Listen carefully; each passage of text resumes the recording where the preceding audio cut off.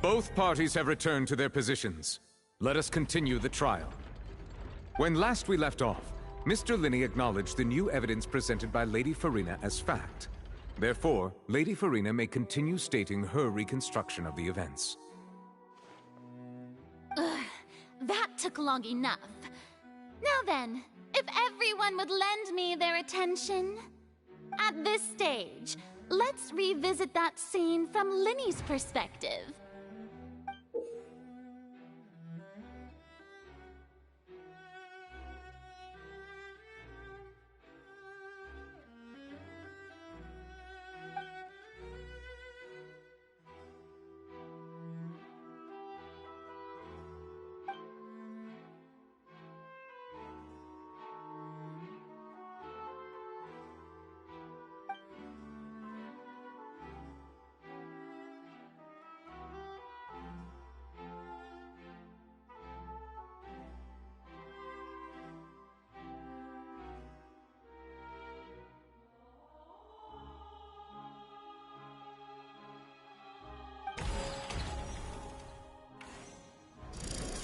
Countdown began, he entered the tunnel. When the flatbed trolley passed, he opened the box and got into an altercation with Halsey, which caused the loud thud. He did not realize that this sound could be heard by everyone in the opera house, which is why he claimed earlier that he could not hear the sound.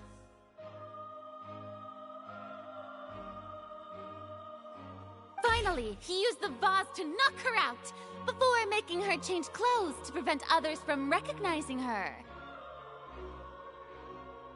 At this time, Cowell arrived in the tunnel, having heard that strange noise, and caught Linney red-handed. So Linney proceeded to knock him out too before stuffing him into that box.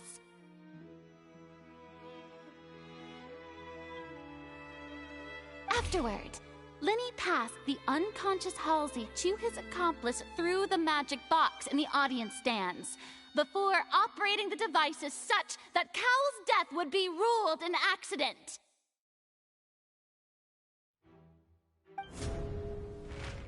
And there you have it. That's the truth behind what happened.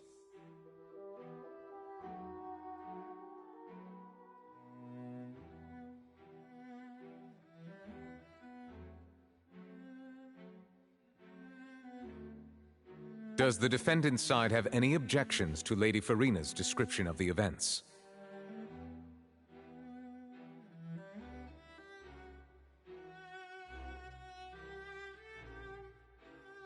The key to refuting Lady Farina is the order of events. What Linney experienced and what he saw.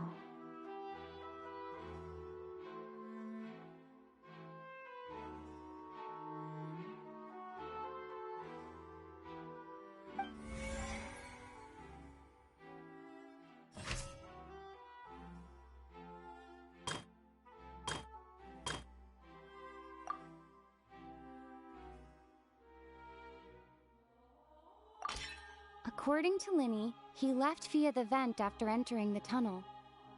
He couldn't have had that altercation with Halsey.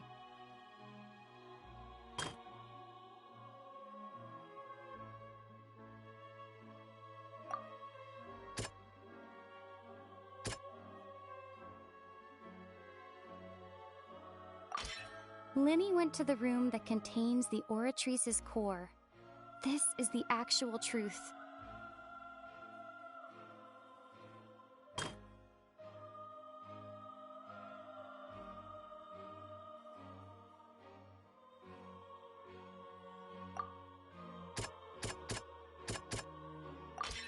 Linney did not take part in the underground altercation. He only witnessed traces of the aftermath. Attention! Ace Detective Paimon has something to say!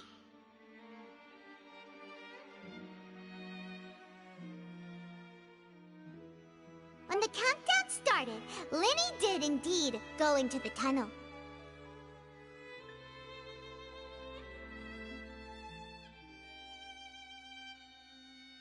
but he immediately used a vent to access the Opera House basement, which is where the underground core of the Oratrice is stored.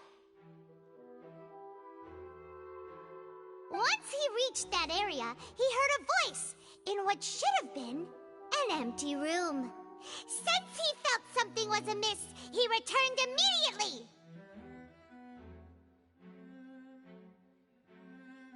The crime scene had already developed by the time he reached the tunnel again, and in order to complete the magic trick, he did not remain there for any length of time. Finally, he reached the surface, and that was when the accident happened from his point of view. Therefore, he's innocent!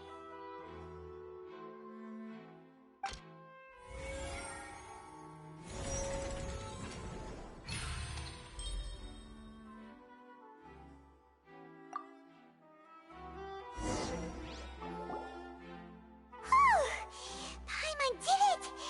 Paimon actually managed to say all that! Oh, wasn't it awesome? In other words, you believe that he knew nothing of the incident? That's right!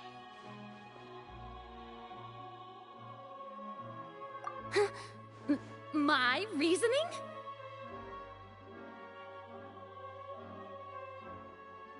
If that's the case, then if Cowell hadn't entered the tunnel, who was the entire setup meant to kill?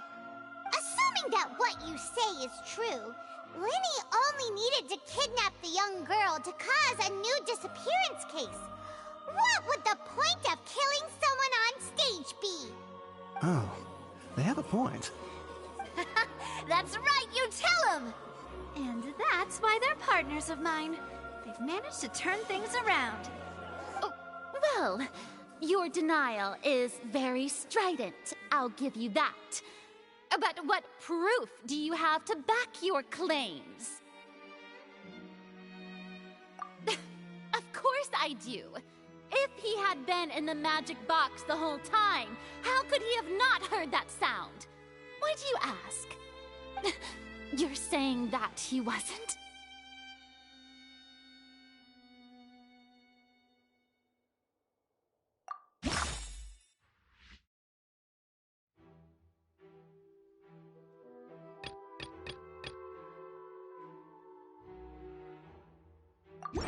That's right! Linny wasn't in the box or in the tunnel. That's why he didn't hear anything strange during the performance.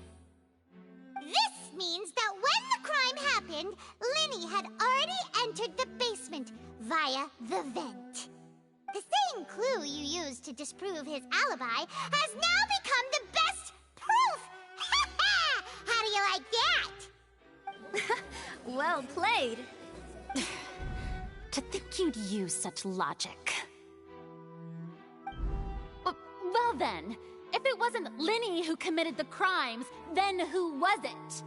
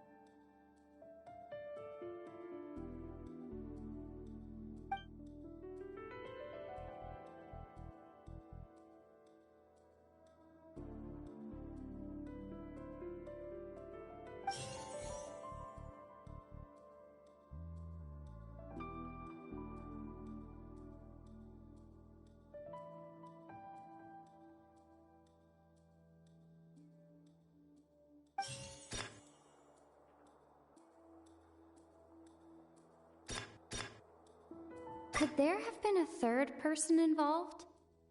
Is that really a possibility?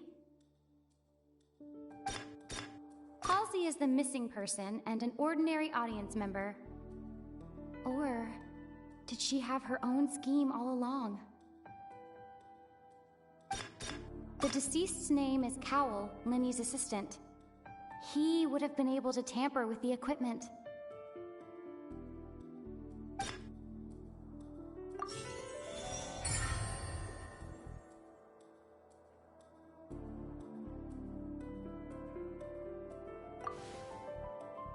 Huh?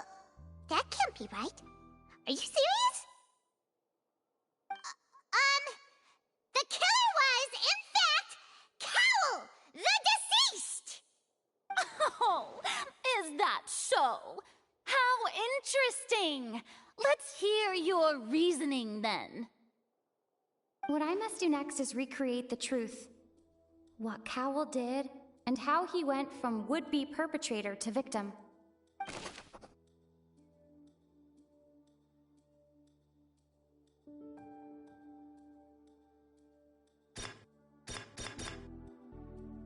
Linny was not in the tunnel at that moment, which gave our criminal ample time.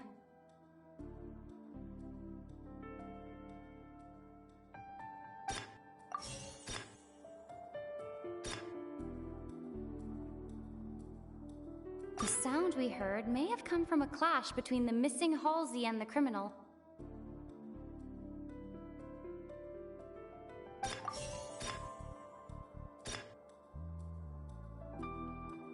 The deceased's name is Cowell, Linny's assistant. He would have been able to tamper with the equipment.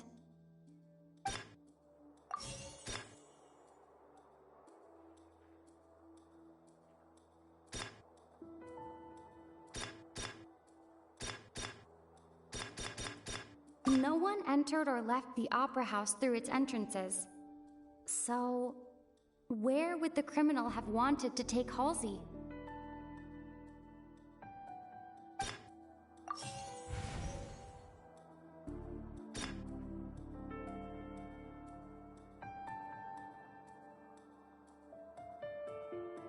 Halsey's clothing was in the tunnel. So, there must have been some fear that she would attract attention.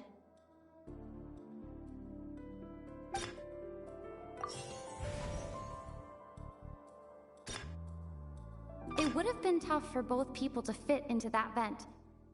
They would likely have bumped into Linny as well.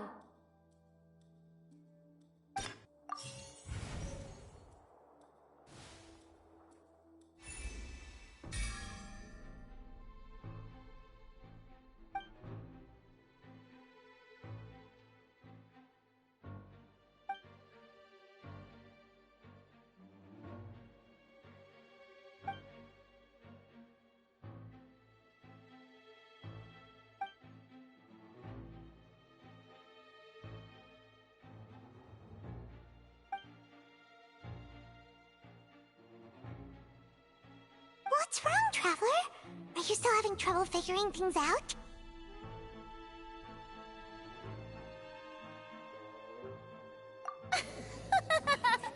I see how it is.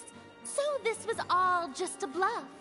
And here I thought you had something to show for it. But it seems you're still far from the truth. Look, since we're at a dead end, why not consider a different track? Just like the trick as it transpired, the end result must have been utterly different from the magician's initial design. If only we knew how Halsey disappeared. Well, that would be nice, but the tunnel only has 3 exits, and none of them seem very likely. And it's not like this is a magic trick where you can just make a real live person disappear. You know, like you did from that water tank, Lynette.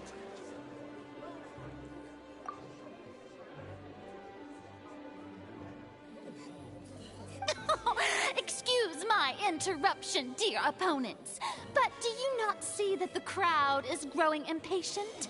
There is no greater sin in this opera house than an awkward delay in the performance.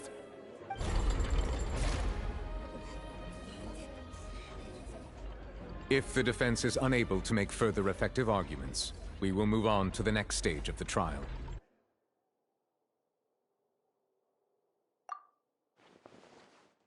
Lenny was not in the tunnel at that moment, which gave our criminal ample time.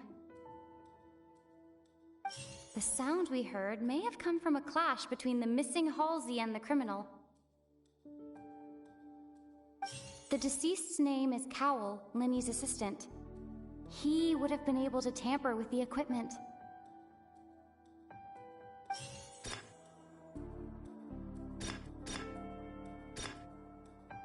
The vase was not broken by chance. It was used to cover important evidence. The water.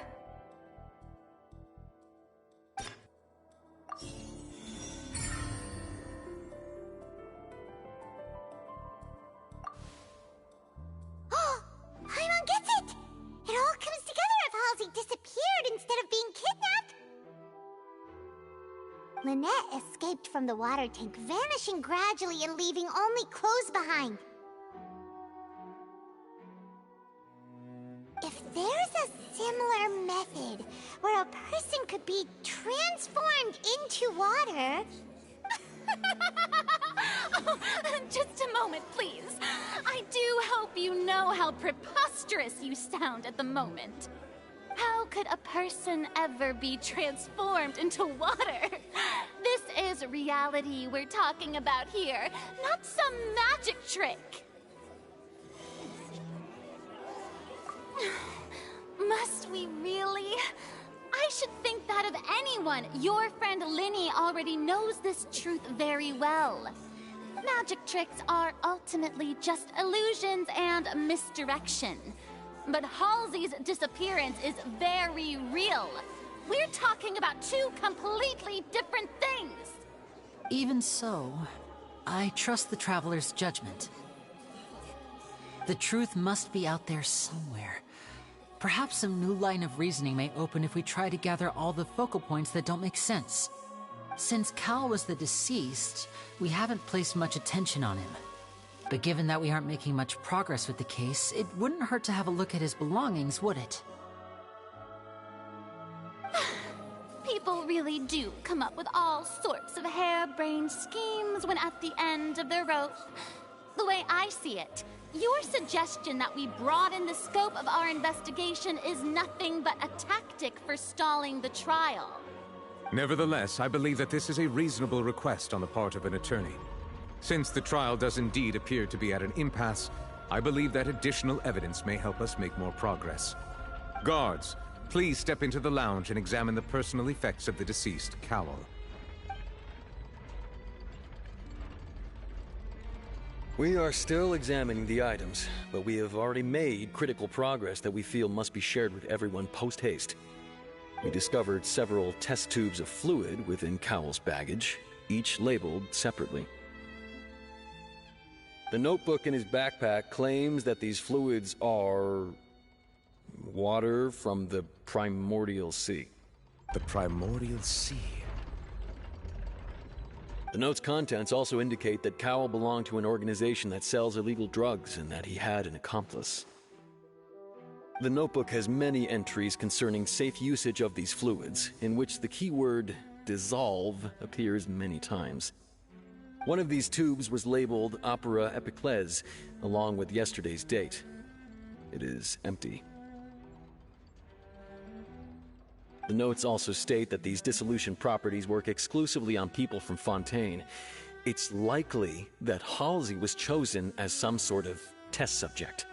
As such, we believe that the defense's hypothesis is, in fact, supported by sufficient evidence. You've got to be kidding! People dissolving into water? Could something so ridiculous actually be true?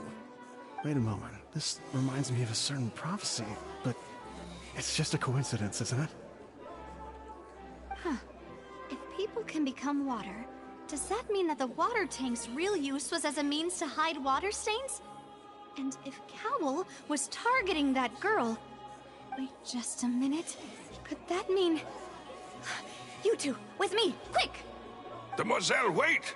What about your partners? Let's go. Just trust me. Order! Order! It is undeniable that further examination of the deceased's personal effects has yielded some surprising results, but we cannot yet verify the veracity of these clues. Still, let us assume that these clues are indeed authentic, albeit with the understanding that Ms. Halsey has yet to be found. Guards, please continue examining the items along these lines. Mr. Linney, it appears your hypothesis is supported by the evidence, so please continue speaking. Of course. Thank you, Your Honor. If we uphold this hypothesis, I believe that many of this case's seemingly unrelated clues can be connected together. Right! Like the metal hook! That one didn't make sense at all. Let's think about this. Cowell's methods must have something to do with that water from the primordial sea.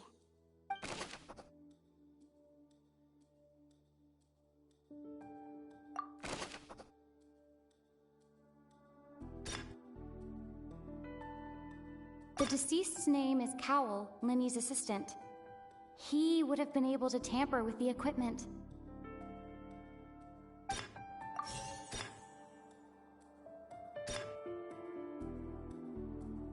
Now it seems like the hook rope was not meant for another magic trick, but was instead some form of triggering mechanism.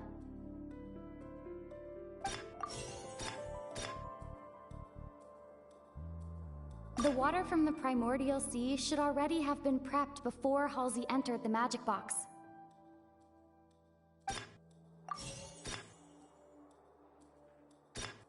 Lynette was in the magic box on stage the entire time. Did she have something to do with this?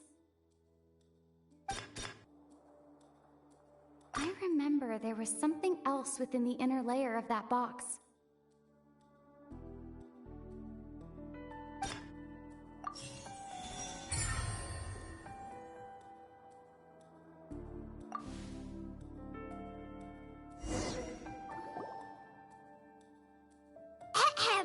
It's Ace Detective Paimon's time to shine again! In the original plan, Cowell would tamper with the water tank rope and the number selector securing his target. When the magic box containing Halsey was lowered, the metal hook would retract gradually and pierce the balloon at the top of the box. When the balloon attached to the box popped, the water from the primordial seed inside it would pour down and dissolve Halsey. Afterward, Cowell would enter the tunnel and break the flower vase to conceal the water inside the tunnel, with the remaining evidence being covered up by the water tank on stage. But he encountered something unexpected in the tunnel, and wound up being fatally hit by the same water tank he meant to use to cover his tracks. Huh. That does make sense. That actually links together a lot of the more confusing pieces of evidence.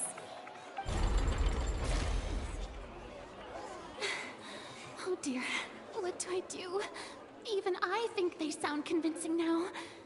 Have I falsely accused an innocent person? What a humiliation.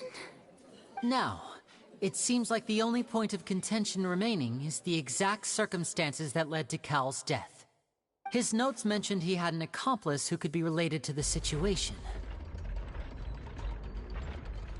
On that note, the guards have just contacted me indicating that they uncovered new evidence. I shall now invite him on stage to share it with us. Thank you, Your Honor. We were just inspecting the luggage of the other people involved in this case. And we found an identical sample of the water from the primordial sea among Linny's personal effects. What? That can't be. Oh, I see. Well, how wonderfully comedic to have your own counterattack only to come back and wound you. Does this not clear all doubt? My dear citizens, my loyal audience, allow me to present my reasoning and bring this performance to a swift close. Linny did not need to take part in the dissolution of the young woman at all. Indeed, he did leave the scene via the vent. Having made modifications to the props beforehand, his accomplice Cowl then caused Halsey to vanish using the water from the primordial sea. But upon his return, in cruel avarice, Linny desired sole credit and prepared to do away with his partner in crime. Ultimately, he knocked Cowl out, and the tool meant to cover the crime up also became a murder weapon. Now, as much as I regret having come to such a viciously straightforward conclusion, it does seem that the famed Fatui is quite the cold-blooded and ruthless organization.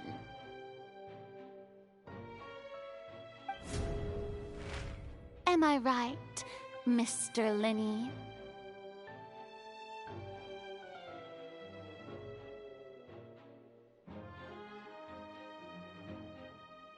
We've used up all the evidence we collected. There's no way for us to make a rebuttal here.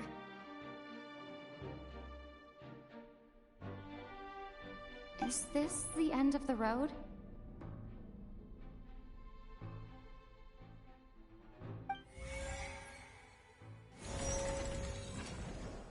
Oh no! Paimon can't think of anything either.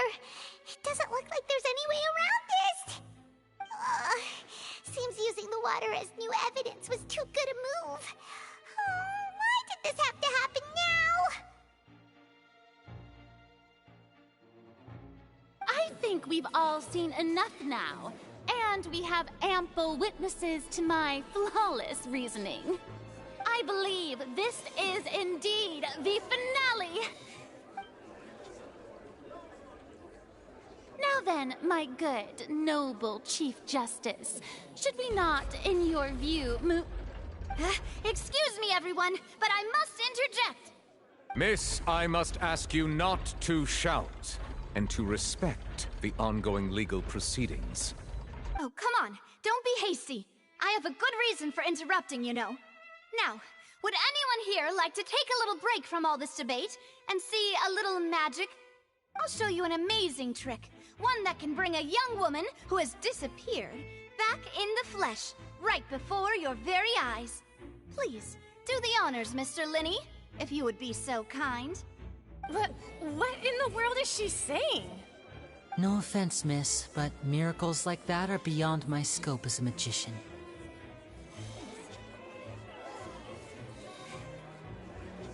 Come on now, don't be silly. Magic is all about misdirection, isn't it? It often conceals the truth while presenting a fascinating illusion. But once everyone believes the illusion, can't magic reveal the truth to them once again? And wouldn't such a trick be the most marvelous finale to today's performance? Come on, Linny and Lynette. Give it another go. Don't worry. Spina di Rasula has made the necessary arrangements on your behalf.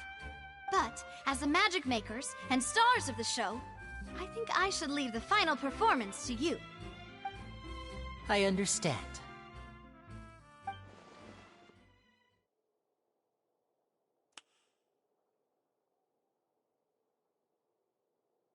And voila!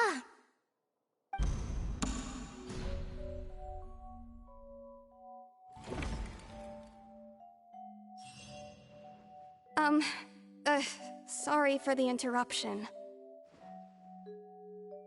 Wait, isn't that Halsey? So the whole thing about people dissolving wasn't true after all? To be clear, I'm only here because this person told me that if I testified, the merit of doing so would lessen my sentence. I was hiding outside this room listening to the proceedings because I was afraid that I would be the one put on trial. I was just feeling happy that no one had noticed me, and then before I knew it, she caught me. That'll teach you to underestimate us three. Where should I begin? I'm sorry. I'm the one who killed Cowl. I admit it. What? Why? Firstly, my name isn't Halsey. It's Lillian, and I'm originally from Mondstadt. I heard that Linny's show was gonna be a real thriller, but I missed the chance to buy a ticket, so I stole one. That's how I make a living. I steal stuff here and there. And I'd never been caught before. But I was noticed at the harbor a few days ago, and I barely got away. Linny was the one who caught me in the act. Hey, no wonder you look familiar. So you were the thief! Liddy even mentioned that you were pretty skilled. Well, and I thought that would have been the end of it, but then the number selector chose me. He even mentioned the Fortress of Meripede.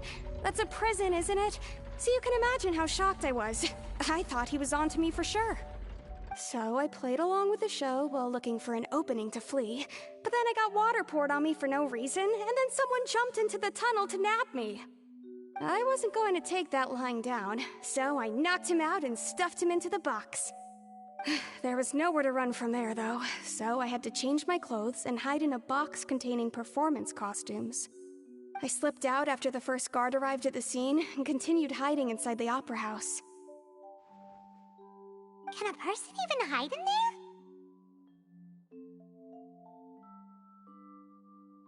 But I swear I didn't know that the water tank would fall down. Really, I swear it. Had I known that, I wouldn't have put him in the magic box. I may be a thief, but I'm no killer. Well, that makes everything pretty clear now, doesn't it?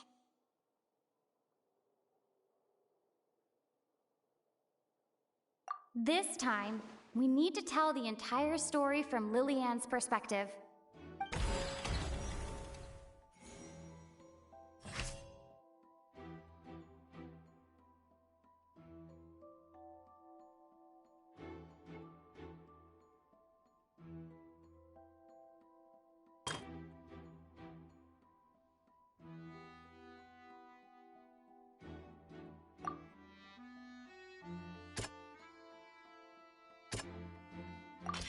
The strange sound wasn't from a fight.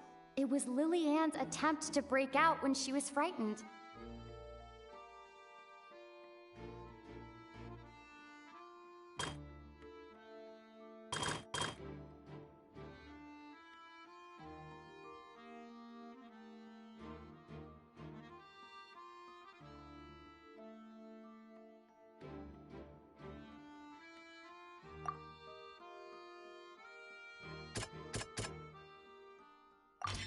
The flower vase was not broken to cover anything up, but was smashed during the struggle between Lillian and Cowell.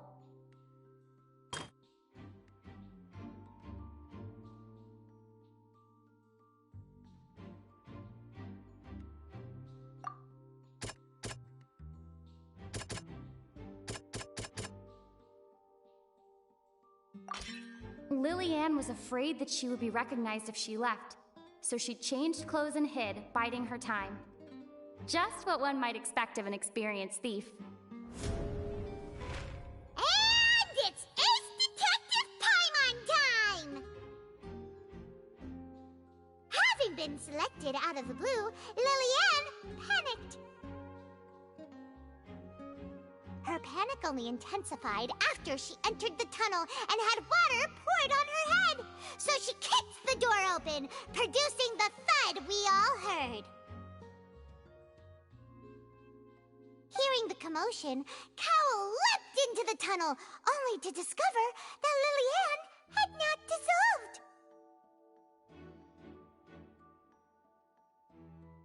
He did not know that Lillian was not from Fontaine, but was a thief who made her way in by stealing a ticket. Mistakenly believing that the water from the primordial sea needed time to take effect, he tried to force Lillian back into the box.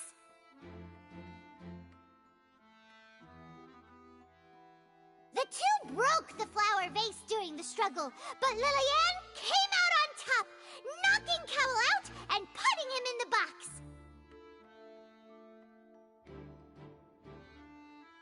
With no way of escaping, she changed her clothes and hid in the costume trunk until the performance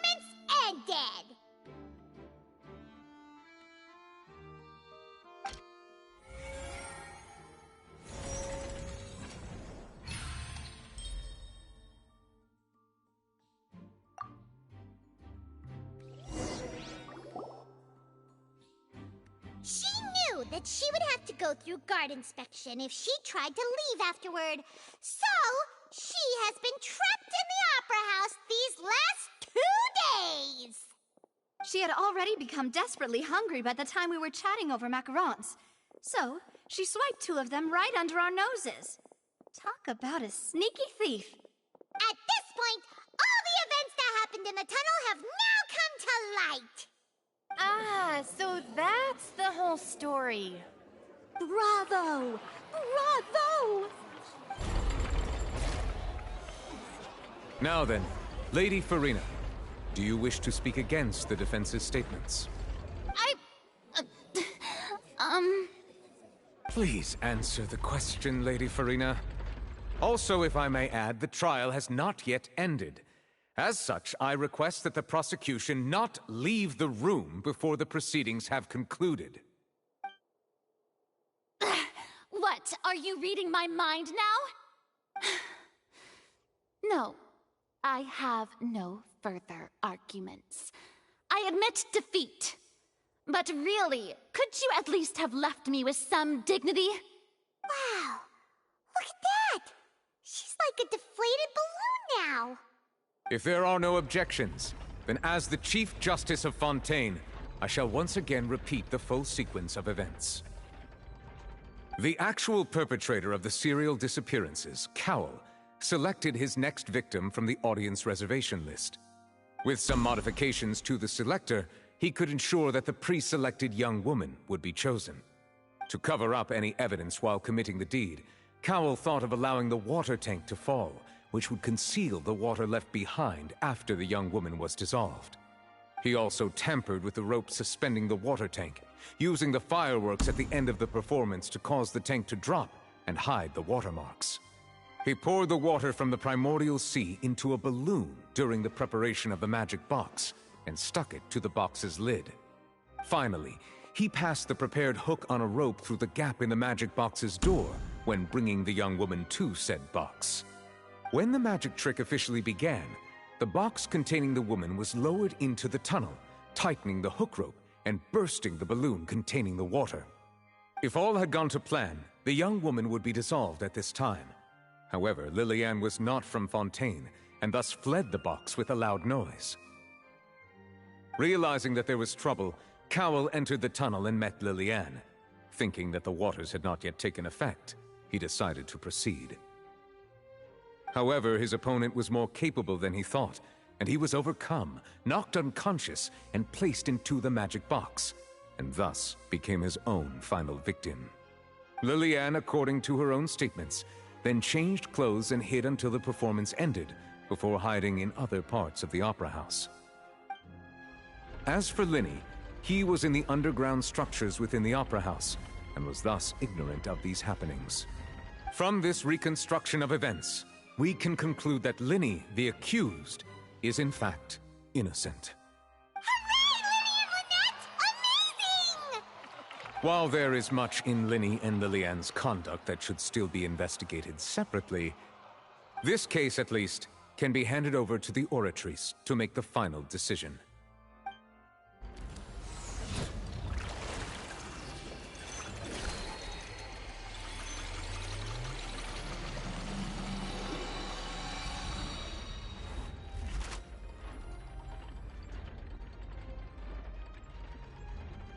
As such, Linny and Lynette are officially declared not guilty. Victory for Ace Detective Paimon! Great work, partners. Thank you all. Thank you so much. Next, I think we deserve an explanation, Guard Vaughn. How did you find the water from the primordial sea in Linny's baggage? Right! Your discovery caused me to make a serious mistake, you know. Or was that not a discovery, but false evidence that you dare to bring before this court? I suspect that the accomplice mentioned in Cowell's notes was not Linny, but you, yes?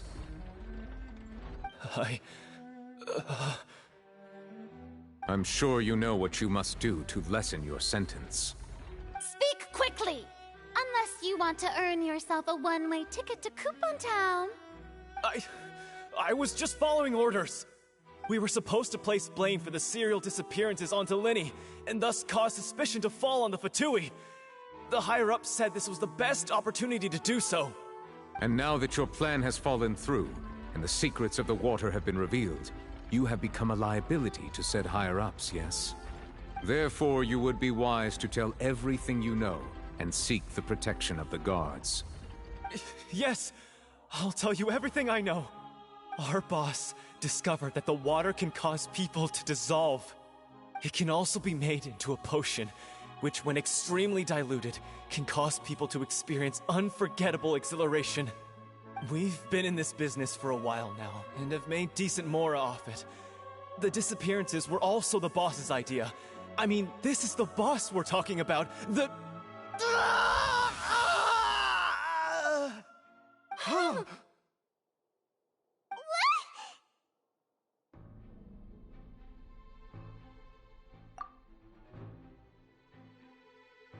And now he can no longer talk. Such ruthlessness. I shouldn't have expected any less of them. An outrageous act. All present, please submit to inspection immediately.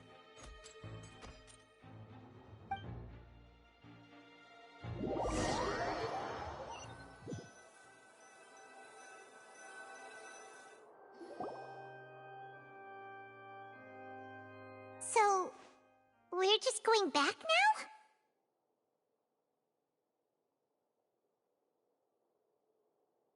That's true, but... Traveler, Paimon! Please wait. Linny... I know you may not want to speak to me right now. Maybe you don't even want to look at me. But still, let me thank you again for defending me to the end, even after you learned that I'm a member of the Fatui. I guess. But regardless, I'd like the opportunity to set things straight. I didn't approach you with any ulterior motives or ill intent. I've spoken to you as myself, just plain Linny this entire time. As for why I'm a Fatus, it's because the goals of the House of the Hearth align with those of an orphan like me. That's all. That was how Father, who you might know as the Knave, approached recruiting us back then too. The Knave? The one who controls the House of the Hearth? She's your father? That's right. And since we're here, I was wondering, would you mind hearing a story? It's about my past. Back when our parents first died, Lynette and I were left wandering the streets. To survive, I took to surreptitiously observing an older street performer who did magic. It took me several days to figure out how he pulled off his amazing tricks. I took my sister through several streets until we found a crowded corner, and we began to perform magic tricks there. To my surprise, we proved to be pretty popular, and we could at least stop worrying about where our next meal would come from for a time. But I didn't want my sister to remain a street rat together with me forever. Before long, an aristocrat came to me and claimed that he wished to take us in after watching my performances. So you went from orphans to nobility just like that? That was how we felt at first too.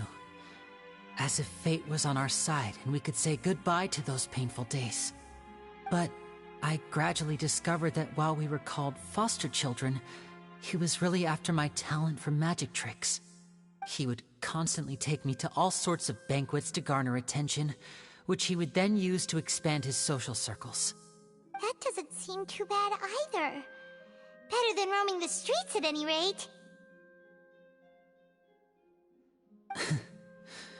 It took a while for me to realize just how dark his heart really was. After one particular performance at a banquet, I discovered that Lynette was not on the same return vehicle as me. I waited a long time after we returned home, but she did not come back. I went to that noble's bedroom and asked him about her whereabouts. The answer he gave me was, she caught the eye of the most eminent person at the banquet, so I sent her over as a gift. I mean, you'll be able to perform your magic regardless of who your assistant is, yes? Oh no. So he was gonna... But wouldn't Fontaine's laws deal with such people? As far as outsiders are concerned, this is a relationship akin to adoption or foster care, and they have their ways of escaping the eye of the law. I managed to ferret out the location of the mansion of that so-called eminent person, and hurried through the night. But by the time I leaped over the walls, avoided the guards, and made my way in, all I saw was the moonlit ground covered in blood, and the knave standing there in the darkness. So, she'd already taken care of that guy. That's right. She had rescued my sister before she could come to any harm, and had even discovered several girls hidden in a basement, all of them orphans.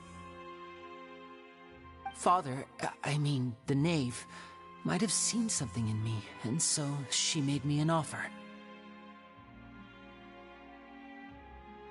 The House of the Hearth welcomes you, for your interests align with ours. Here, none will ever betray you. Indeed, betrayal shall never be permitted here. I was hesitant to trust her. I mean, I had just been betrayed by nobles.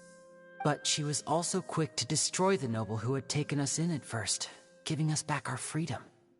Oh, so that's how the two of you joined the House of the Hearth. She has her own plans. She has gained permission from the Tsaritsa to first use the Gnosis' power once she obtains it. She plans to use it to find a way to break the prophecy and save Fontaine. So, she believes in that prophecy too? That's right. The whole House of the Hearth is currently working to combat that crisis. Today's case has also proven that people from Fontaine can indeed dissolve into some sort of water, thus further supporting the prophecy. All of us house members here, Lady Arlecchino herself included, are from Fontaine. We won't give up on defending our homeland. To us orphans, the only connection we have left to this world, apart from our family, is our homeland. So, from small deeds like distributing magic pockets to huge schemes like stealing a Gnosis, everything is aimed at dealing with that prophecy. It's all right. I understand. The only thing I can do is relate all this to you. I just hope you can understand that even as a member of the House, I have never stopped making my own decisions, and that I believe what I'm doing is right. If you should need anything at all in the future, feel free to find me. I will do my best to help you, as plain Linny.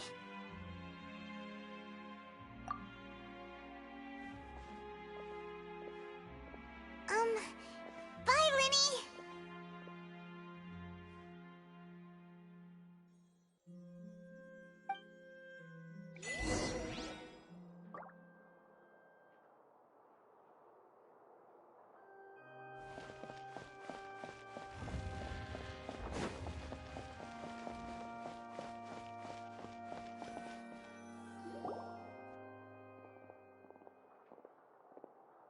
Hey there!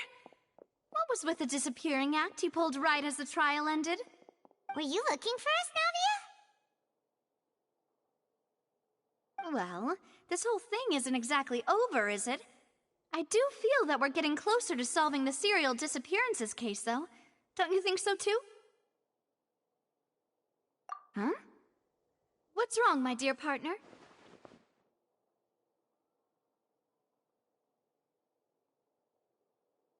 Besides, are you sure we're the ones who can crack a case that's been cold for decades now? And given that there's new evidence from the trial, there should be a trail of breadcrumbs for the Hydro Archon's people to follow now, right? Ah. I see. Well, I won't lie. I'm a little shocked to hear that from you. But I suppose you are just travelers who have only arrived in Fontaine after all. Sorry. I might have been too presumptuous. Don't say that, Navia. Ah, And we were having so much fun investigating with you, too. It was like having new waters flowing into a stagnant mire, causing new hope to spring forth, and the reflection in the murk to become clearer. Well, sorry about that. I'm a bit prone to nostalgia. Don't mind me. Wait, shall we have a farewell meal? You know, to commemorate our time as partners? Huh? Do we really need to get that formal? Well, guess you really did treat us as partners, huh? Well, I'd just like to have a proper ending to every important memory. That way there are no regrets later. Anyway, it would just be a meal, so it shouldn't take up too much of your time. You don't have to twist Paimon's arm. If Boss Navi is treating, count Paimon in! Oh, wonderful. In that case, why don't we return to the Court of Fontaine and head to the Hotel de Boer? I believe we'll make it just in time for dinner. All right then, let's have our farewell meal!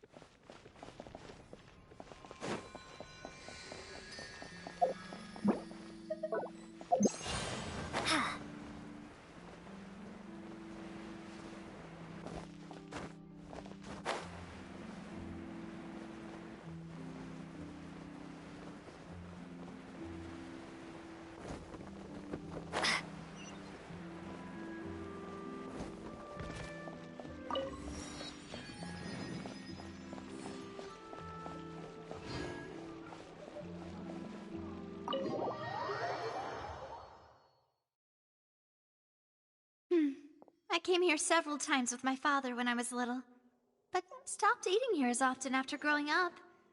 I hope the food here will be to your taste. Oh, don't worry. We haven't eaten at a hotel like this in a while. Paimon's getting excited already. In that case, I'll go order for us first. Please wait here a moment.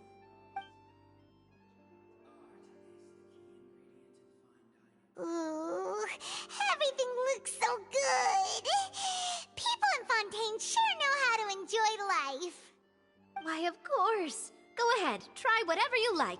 If the food's good, I'll make a group reservation for the rest of Spina di Rosula next time. And if it's not? Well, then I'll still bring everyone. Albeit with only one dish per table. You, sure have your own way of doing things. Oh, we called this a farewell meal, but we could also treat it like a victory feast, right? We did just win that case after all. Oh, true. Very true. In that case, boss, we'll have another 2 dishes. Huh? Paimon didn't mean that you had to order even more food.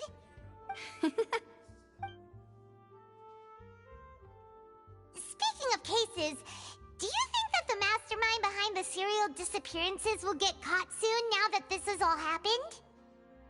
Well, we've certainly taken a big step forward, but I feel that's about it. We know that there's an organization that means to dissolve these young women, but we still don't know what they are really after. If it hadn't happened right in front of us, Paimon wouldn't have ever believed that a person could be dissolved like that. Right? Yet it was because this was such a preposterous notion that the investigation could never really move forward before. Ugh. If only that guy could have finished speaking! We were so close to hearing who was behind it. In such investigations, even the smallest step can seem like a yawning chasm if the trail of clues is cut off. To be honest, I don't have high hopes for any follow-up that the authorities might conduct. It's not that I don't have faith in their ability, It's just that a different perspective is required in some matters. It's easy to guard against and deceive a single narrow perspective. A shift in thinking is required at such times in order to produce a breakthrough, which is exactly why the Spina di Rosula exist. Those highfalutin folk are not all-knowing. That's why we exist, to seep into the cracks where filth falls through, where their watch fails them. That's the kind of problems we solve. Seems Paimon thought things were simpler than they actually are. It's all right. Well, this was supposed to be a farewell meal, so I doubt you have further interest in this business, right? Let's talk about something else. Like, what are your future plans? That's true. We didn't have a chance to speak to her after the trial ended. It didn't really seem like the right time or place to do it anyway. I see. So, your primary objective, which has been foiled so far, was to have a chat with the Hydro Archon. I've heard that there's a long line of people waiting to meet Lady Farina. I suspect you'll be waiting for quite a while, considering that you missed your chance today. Yeah, we've heard that she's super popular here in Fontaine, and that it'll be tough getting any of her time. Well, would you consider some more, unique ways? Perhaps even methods of, let's say, questionable legality? Guess that's Spina di Rosula's boss for you. Chock full of sketchy ideas. Well, what did you have in mind? Well, one way would be to infiltrate a performance troupe at the Opera House, only to abandon your act at the play's climax and ask to speak to her after the performance. I'm sure Lady Farina would be eager to see the ending, and would agree in order to finish watching the play, don't you think? Could you suggest something a little more practical? This plan seems pretty hard to pull off. We'd have to go learn how to act, and acting's really hard. All right, here's another. Find a way to conceal yourselves under her bed. Then wake her up in the dead of night and demand answers. Don't let her go back to sleep until she answers all your questions. I can personally testify that this one works. When I'm sleepy, I'll do anything as long as I can finally get some sleep. That might work, but that's not really the problem. The problem is we don't want to get ourselves arrested. Valid point. I overlooked that part. I was just thinking about leveraging a person's desire for sleep. All right, no more joking around. Perhaps you could... Oh, I don't know. Cut the line when she's on a break.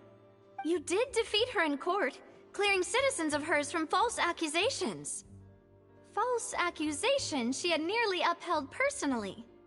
I imagine that she feels quite ashamed about the whole thing. You mean that if we catch her while she's on a break, she might be too embarrassed to refuse? Oh, that does make some sense. Why don't we give it a try after this meal? You know, strike while the iron is hot and all. Huh? Paimon, did you drink my Fanta? Was this your drink?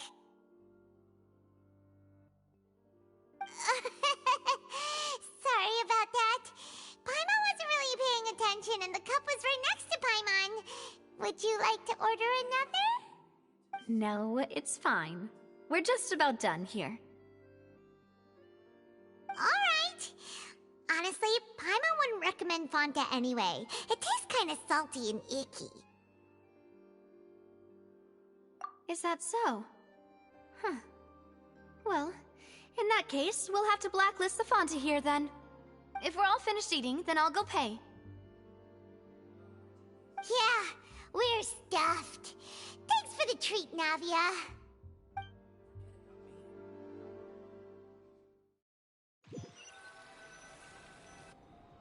Oh, so full. Paimon can barely float anymore.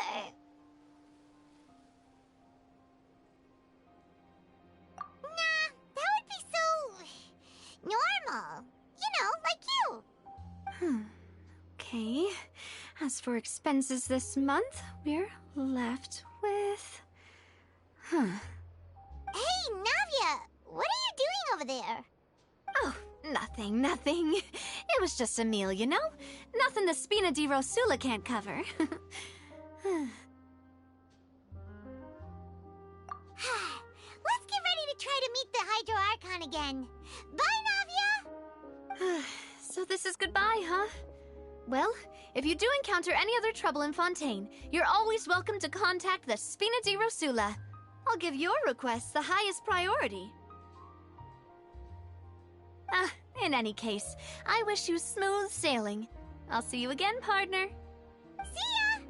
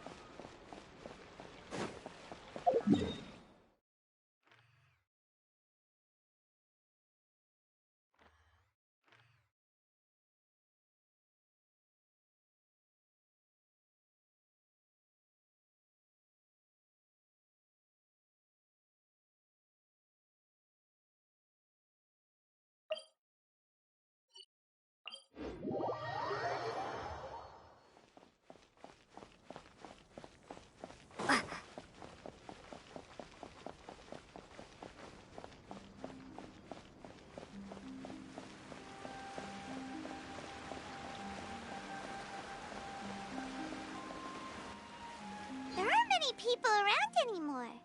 Looks like that boat we took to Araneas might have been the last one. Vache. Looks like we're back here again. Huh? Traveler? Are you hearing voices again?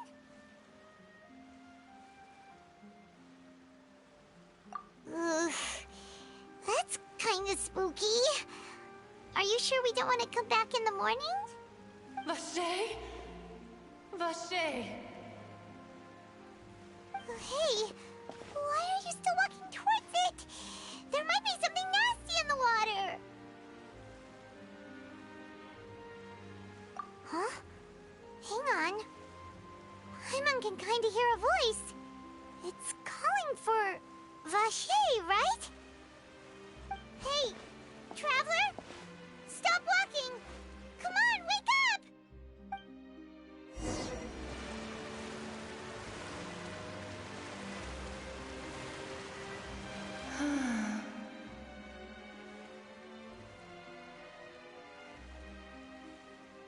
Vache! Are you... my dear Vache?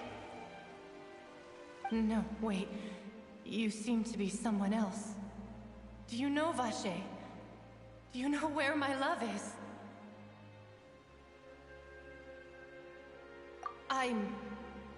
Wait. Who am I? I'm very sorry. I fear I do not know. My memories feel like they have been washed away like a flood. So many fragments dissolved amidst the tide, never to be recovered. How much have I lost? How many things that I once held dear while on land have I since forgotten?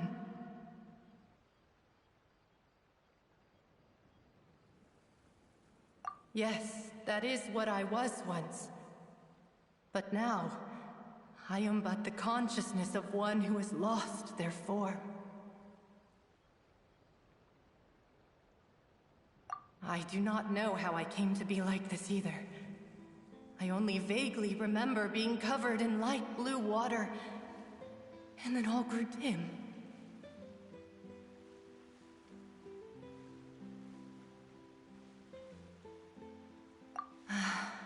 I also remember going to many places. I loved adventure, loved exploring places of peril. No matter where I went, Vacher would go with me. I knew how dearly he loved me, and I also loved him equally as much. But now, we can no longer go back. The pain of such parting, I never knew how heavy it could be. No, our reunion no longer has any meaning. There is no way for us to create any new memories. The thought of me gives him no succor, so let it lie forgotten beneath the waters. If you meet Vacher, tell him not to look for me. Tell him to move on. That is the only thing I still remember. Perhaps that is so. As I was submerged in the waters, losing consciousness, I saw Vacher above the surface. His eyes were filled with such sorrow, such longing. If only I could have comforted him, told him that I did not suffer. Indeed, I had felt a great warmth. Is that what you call it? Dissolving? If anything, I consider it a form of release. It was a state of neither fear nor frenzy, with only an endless peace, like the water's still surface. I could also liken it to being a thirsty person who drinks water for the first time, and only then sees how they have lived for so long in a world of endless want and anxiety.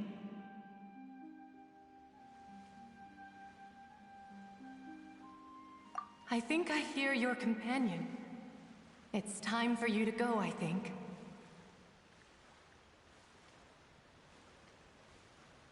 Farewell, then. I am glad that you were able to sense my presence. Remember, if you see Vacher, tell him not to seek me out any longer.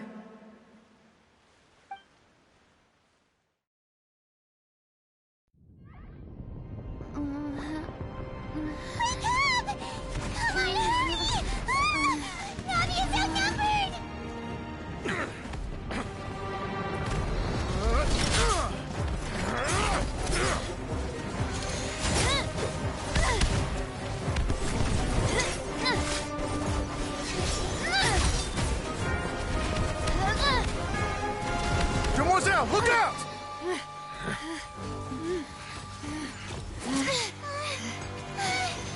Dear God, it's a whole army of Gardamex.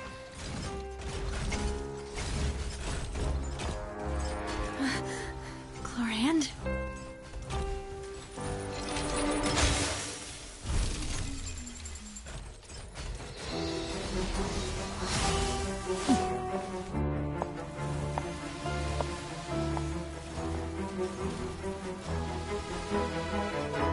Quick, now's our chance!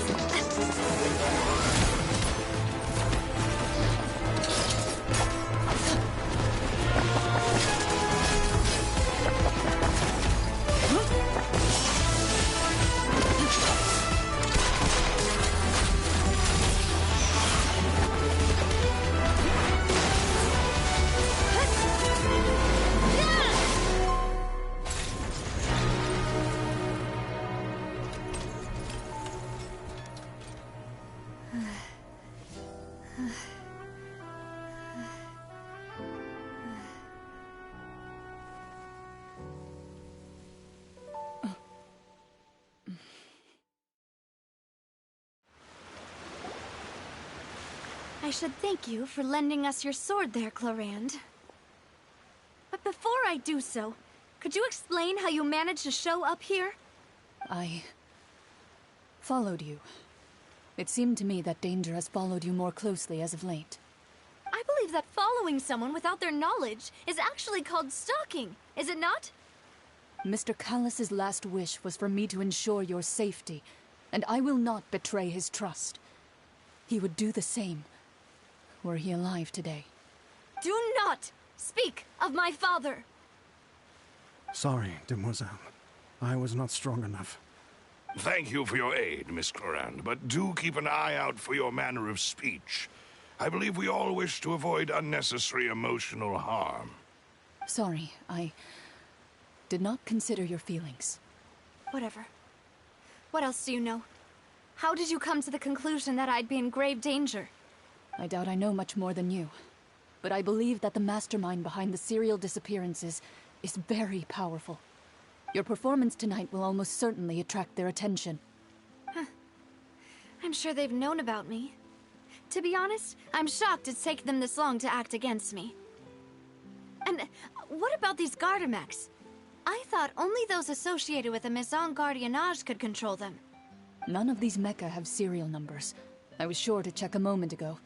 They are not the ones used by the authorities to enforce the law. I can only conclude that some powerful or wealthy party must have obtained them via illegal means, deploying them as a private force of sorts. What? Your point being that they're out of Spina di Rosula's league, then? Yes. Be careful, and do not act rashly. I will continue investigating, no matter what. We will bring the truth to light. That's my father's true last wish. Regardless, thank you for your help today, Clorand. But if you get any ideas, tell me first. I don't much appreciate being followed. I do not think that they'll strike again anytime soon. So I shall stop following you. Good day, all.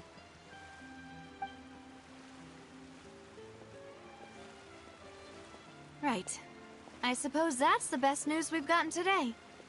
Demoiselle, I believe that Miss Clorand was being sincere with you. If we tried, we could attempt to thaw relations a little. I know, she's... Oh,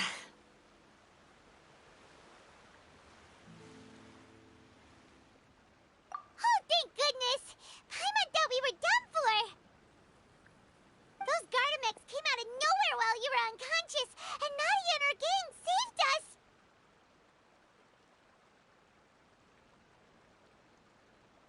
Oh, and there was that champion duelist named Clorand who came out to save us too! We got lucky there. Paimon probably couldn't have fought them off otherwise.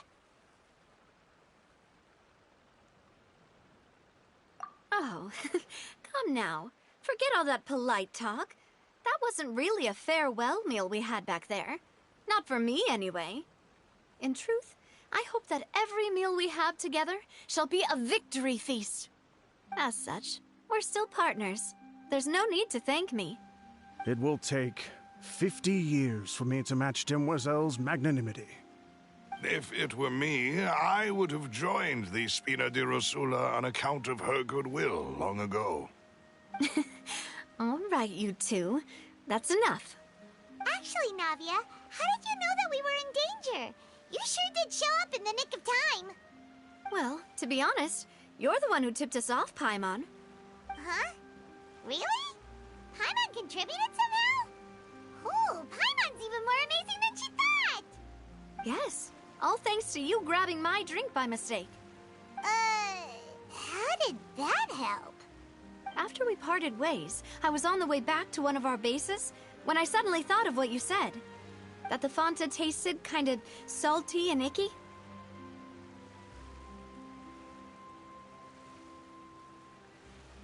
Fanta only comes in sweet flavors, so how could it have tasted salty?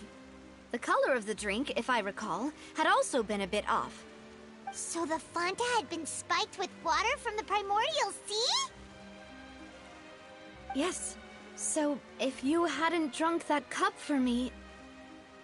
Spina di Rosula is preparing the grandest of awards for you as we speak for saving the boss. Huh. Really?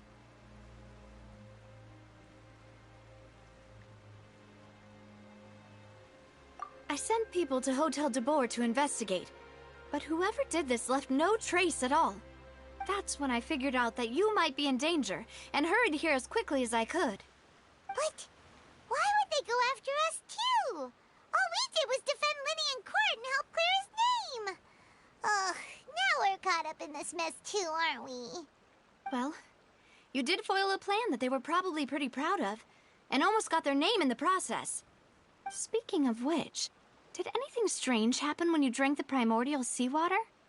Well, it can't be coincidence that the traveler fainted just now. She said that she heard that voice calling for Vache again. Oh, and this time Paimon heard it too, but it was real faint. Does this situation have to do with the primordial seawater then? Does that mean the primordial seawater raises someone's sensitivity to hydro when it's used on people who are not from Fontaine? That doesn't sound like too much of a bad thing, to be honest.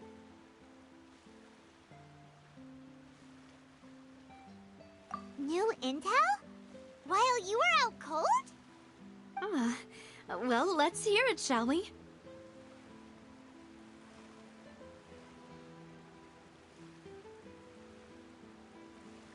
Oh, that is important. Vache. That name doesn't ring a bell. I suppose he hasn't stepped forward as a witness in court lately. Since he saw that young woman dissolve, he was at least at the crime scene. But he never gave testimony or any information regarding people dissolving in the primordial seawater. Could he have been threatened?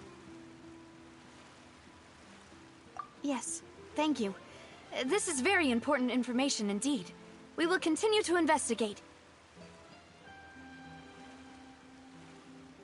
Oh, you mean you'll help us investigate?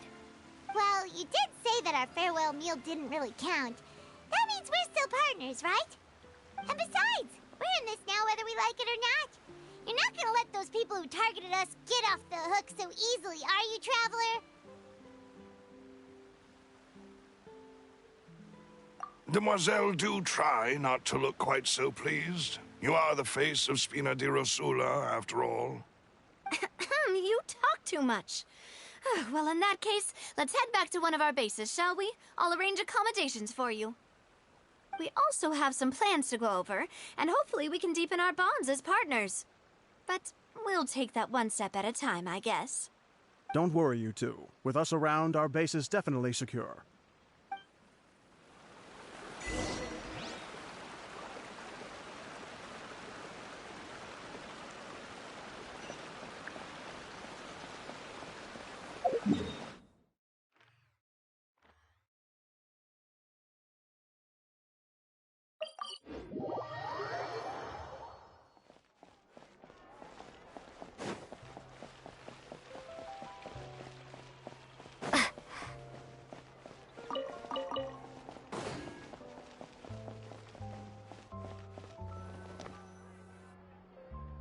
It's right up ahead, but let's make sure we weren't followed first. I've been keeping watch, Demoiselle. I haven't spotted anyone suspicious thus far. Very good. But let's not let our guard down for now. I shall find rooms for our respected guests. Thank you, Malus.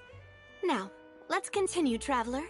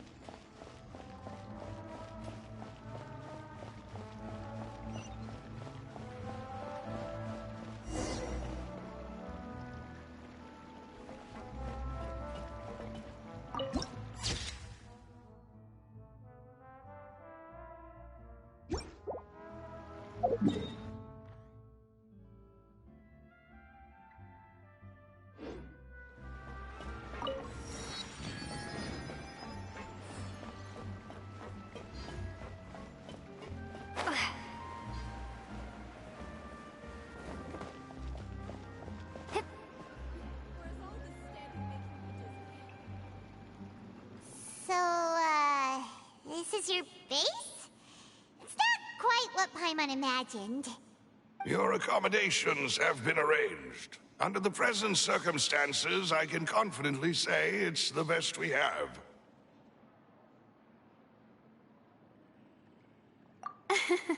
Well, our funds have been a little tight lately. After all, we don't allow illegal or unethical profiteering. In fact, our funds often come from citizenry who support us. Seems like it's tough times for everyone. But if you have the support of the people, that does sound like it's worth it. To be honest, our financial situation was a lot better back when my father was in charge a few years ago. I'm afraid I'm not quite his equal. Your father... he was the previous boss of Spina di Rosula, right?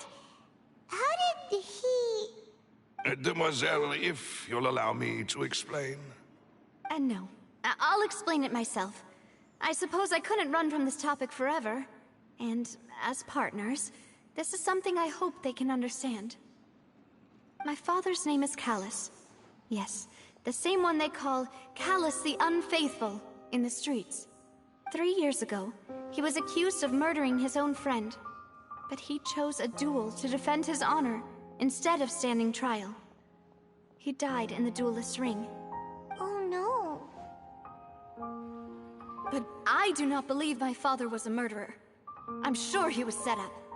At the time, I believed that if he only stood trial and was duly investigated, something amiss would crop up and prove his innocence. But strangely, he not only requested the duel himself, but rumor has it that even after being seriously injured, to the point where he could be deemed as having lost the duel, he refused to surrender, determined to die in the arena. 3 years later, I still don't understand why he did that. How could he protect his honor if he's dead? If anything, he gave up his chance to defend himself. The closest piece of info I have is that my father had been investigating the serial disappearances case at the time of his death. Ah, so that's why you're so determined to get to the bottom of that case. That's right. I've also tried to investigate the murder my father was implicated in, but I haven't found a single new clue in my countless reviews of the investigation records. However, I believe that if the murder case is related to those behind the disappearances, they must know something. I must know what really happened. Was my father coerced? Framed? Even if he really did kill his friend, I must get to the truth. If only he'd been more open with me when he was still alive. He even hid the fact that my mother died due to complications when giving birth to me. And now, here I am investigating his death. You really are a handful, aren't you, Papa?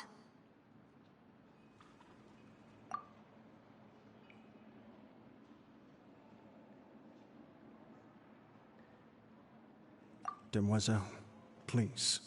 If there is anything I can do, anything at all. I also will never believe that Master Callus murdered anyone. There are none whom I respect more than the two of you, Demoiselle.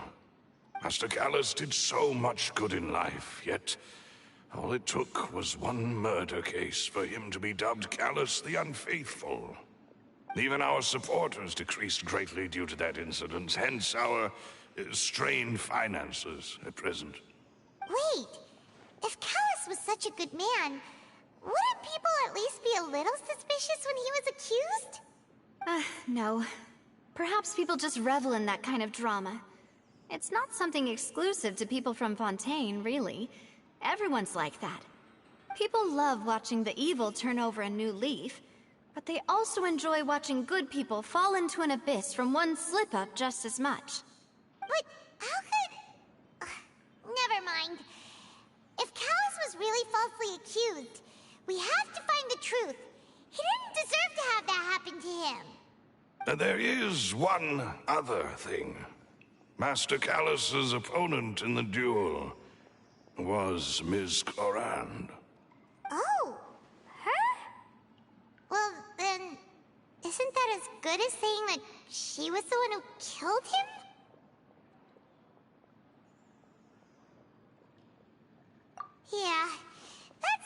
sort of thing that you can just let go and move on from.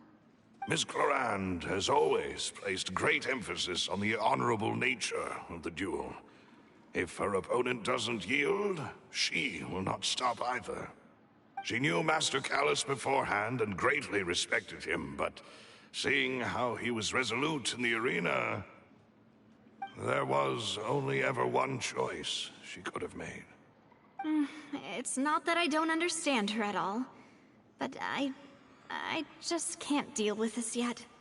Don't worry, Navia. Paimon knows how you feel. You don't have to force yourself to do that. Afterward, Miss Clorand told us that at the start of the duel, Master Callus requested that she ensure Demoiselle Navia's safety.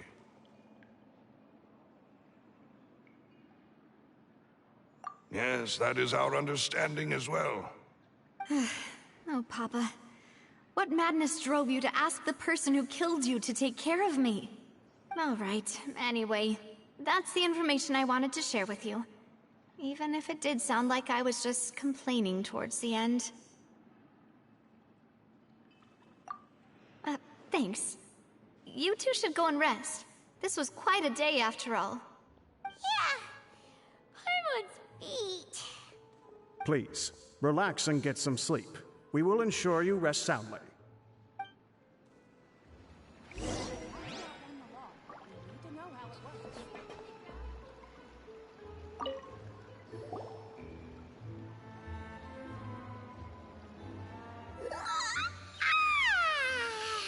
Paimon slept so well. This place feels almost too safe. Huh? Navia? Where did the other two go? I sent them back to Poisson. It's Spina de Rosula's place of origin, and where we have our headquarters. There's not much for them to do here at the moment. Paimon gets the feeling that you're just trying to get them off your back. But never mind that. When did you get back? Were you waiting here the whole time? No, I just returned after going out for a while. I did some investigating yesterday regarding the name Vache. Wait, so you didn't sleep at all? How could I after having such critical new evidence appear? Guess Paimon wasn't speaking for everyone just now, huh? Unfortunately, this name seems to have been wiped from existence. It doesn't seem to have a match anywhere. I suspect that those behind this have already taken steps to hinder an investigation from this angle. But that does prove that this Vache person is a key witness in the incident. Does that mean we're too late, though? No. There is one ray of hope. One place in Fontaine that they would find almost impossible to threaten, no matter how much they wanted to. And that is the archives kept by Chief Justice Neuvillette. A place where detailed files on all the cases in recent years are kept. If the Oceanette you met is one of the young women who went missing recently, we should be able to find some related information there. So Neuvillette maintains an archive of case files? Whew. Guess that's the hard-working Chief Justice for you. In that case, let's go talk to him, shall we? Aren't you coming along, Navia?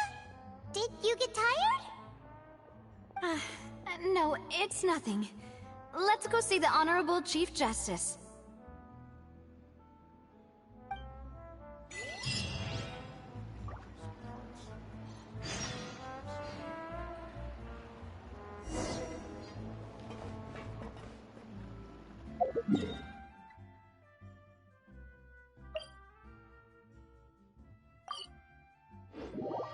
The Palais is right up ahead.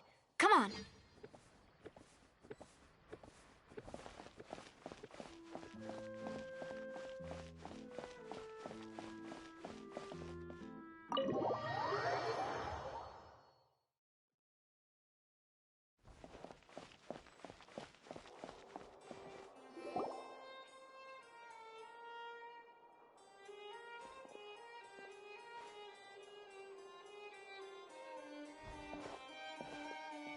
Halt! Please state your business here. The Chief Justice is presently occupied with official matters. Huh. This place does look pretty heavily guarded. Guess that proves that Nervalet's files are really secure. Hey, don't you recognize us? Huh? Who are you? Just to be clear, I don't care who you are or who you might be related to. Our rules make no exceptions. See? They've got great discipline, too. Yep. Paimon can tell. If you're here just to crack jokes, I can point you towards the exit. Unlike some, we're busy, so please leave if you don't have a reason to be here. No. What I meant to say is, shouldn't you remember us from a few days ago? We were at the trial of the great magician Linny. Oh, yes, I remember. I read about it in the Steambird. You must be Linny's attorneys. It's all coming back to me now. We're here today to report and archive some information on a follow-up case. Huh. Is that even a thing? Of course. Don't worry. We're here on official business. You can trust us. All right then, I'll let you through. The Chief Justice is just inside. Thanks so much.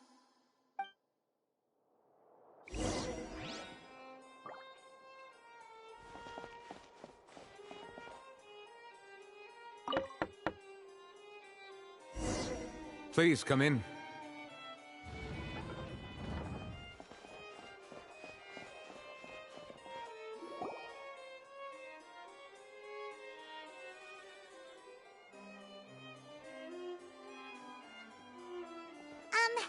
Sorry to barge in, Monsieur Nervalet. We only lied to get in because we didn't know any other way. It's all right. Please let me know how I may be of assistance to you. So you're not mad at us? We're looking for a man called Vache. He may have been an eyewitness in the serial disappearances case. If we can find him, we may be able to unearth some key information on the case. Ah, I see. In that case, please wait here a moment while I browse through the files.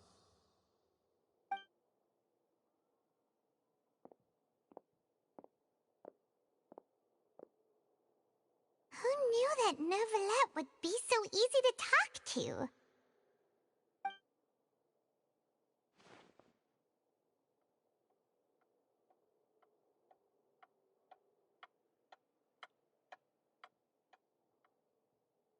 Unfortunately, I'm quite certain that no one by the name of Vache has been involved in any case, criminal or civil, in the past several years. There are no records of him either in the files or in my memory. Traveler, what if it was really just a dream? Is that so? All right then. Thank you so much, Monsieur Neuvillette. We'll take our leave now.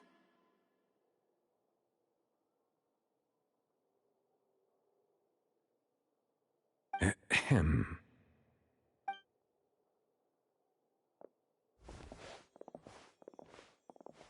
Miss Navia, I can understand how you feel. Your father, Callus, was a truly exceptional man. We deeply regret his passing.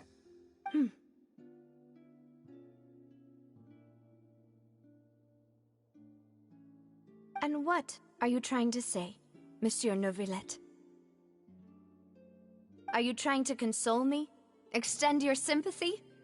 Or just express some tendril of regret? No. You are not trying to do any of that. I can hear it in your voice. There's no emotion behind your words. You only said those things because you felt like you should.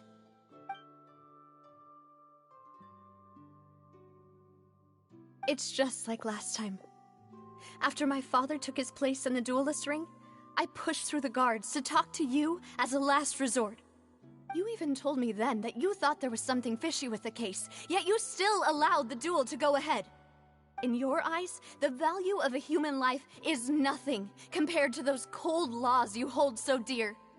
If you truly regret my father's death, then why didn't you call a stop to the duel? Why Why didn't you give me the power to stop him from throwing his life away? Why did you just let him die, despised and hated by all? Everything was hanging on a thread at that moment. Just the tiniest effort could have changed everything. There are still so many things I never got to tell him. So many questions he still owes me answers to. If you really have no heart, then just look me in the eyes. I, Navia, will show you the true meaning of regret. I'm sorry, Miss Navia. You and my father are truly alike. You keep all kinds of things in your heart and never say a word to anyone. It's not so much that you can't feel, but that you would never express anything. Oh well. In any case, everyone already knows full well the apathy of the Chief Justice. My apologies for taking my emotions out on you, Monsieur Chief Justice. Let's go, Traveler and Paimon.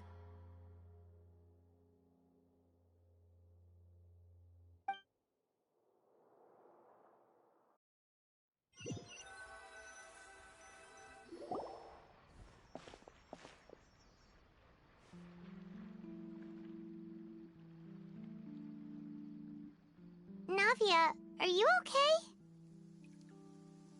I'm fine. Rain. It's raining. You're right. Wasn't it still sunny when we went into the building? And there shouldn't be any active trials today. How strange. Now that I think of it, on the day my father was convicted of murder, it was also raining.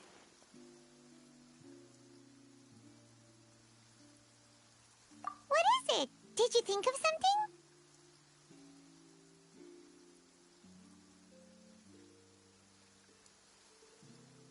Yeah, he was outside. It was uncovered and the rain could fall there. Why? Do you think the rain could have affected the crime scene? That thought has occurred to us before. We've even expanded the search area to try to account for that, but didn't find anything of value.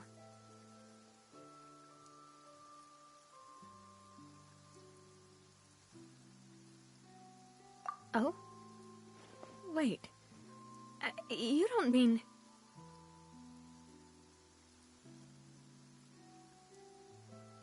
So you're saying that the true murderer could have been turned into water and then got washed away with the rain?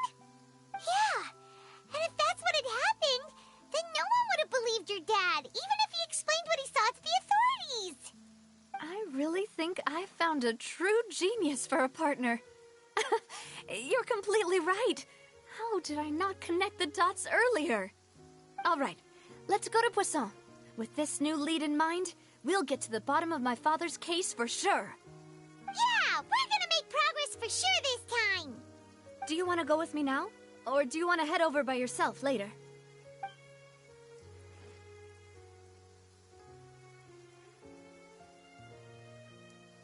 Great. Let's go then.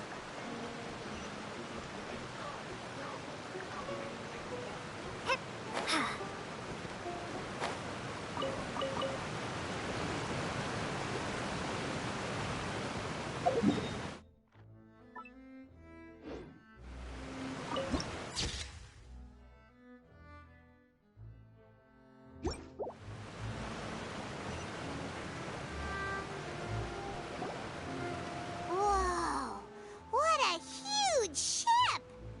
Why would a ship be anchored at a place like this? There's no need to be so surprised. While it may look like a ship, it's actually Spina di Rosula's headquarters. My father was the one who asked for it to be built like this. Perhaps our taste in exterior design is the only thing we occasionally had in common. A gigantic and glamorous ship embodies discovery, opportunity, ambition, and conquest. It symbolizes Spina di Rosula's bright and limitless future. And Paimon thought you were bluffing when you said Spina di Rosula had a glorious past. Paimon was confused why a group with such a history would live in the sewers. But now that Paimon has seen this ship for herself, she's been convinced. Well, Poisson is where Spina di Rosula began, after all. It's our main base, our home.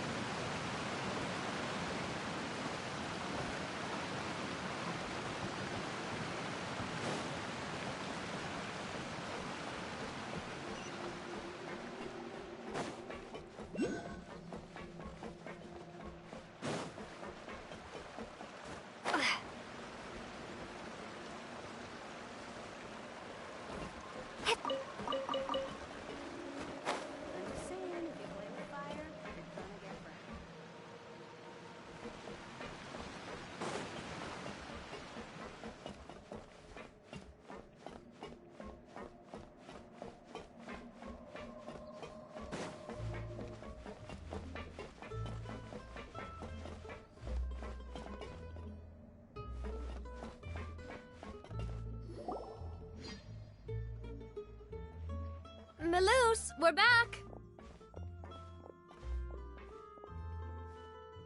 Apologies for the wait, demoiselle, and our most important partners. You said before that you still had some business at the court.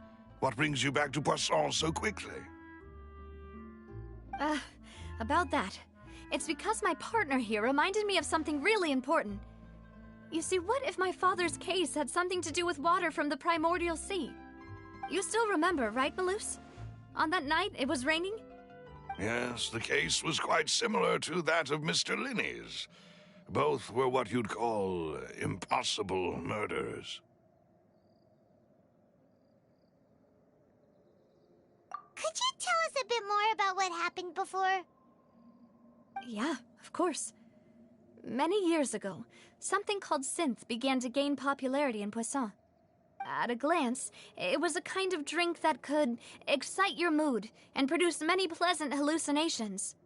Wait! Didn't that guard guy who turned into water also mention that the primordial water could be used to produce some kind of potion? Yes, he did. Considering what we know now, it's almost certain that synth is created using water from the primordial sea. If you drink synth for an extended amount of time, you'll suffer many side effects, such as losing the ability to focus or control your emotions. And if you were to stop drinking it completely, you'll experience flashes of paranoia and anxiety while lacking energy to do anything. It's an extremely dangerous substance.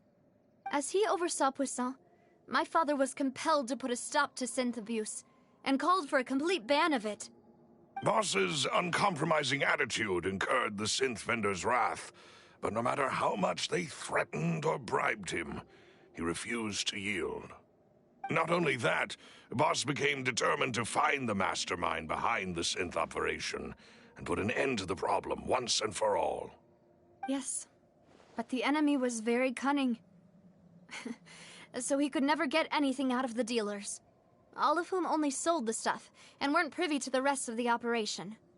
Recognizing that, my father decided to contact the dealers in secret and cultivate personal relationships with them. Finally, he was able to convince someone to become his informant. The man's name was Jacques. He felt greatly ashamed about his work after seeing many families destroyed by synth abuse. That night, my father hosted a banquet at his countryside estate. He planned to meet up and exchange information with Jacques over some food. But then, we heard 2 gunshots from the courtyard.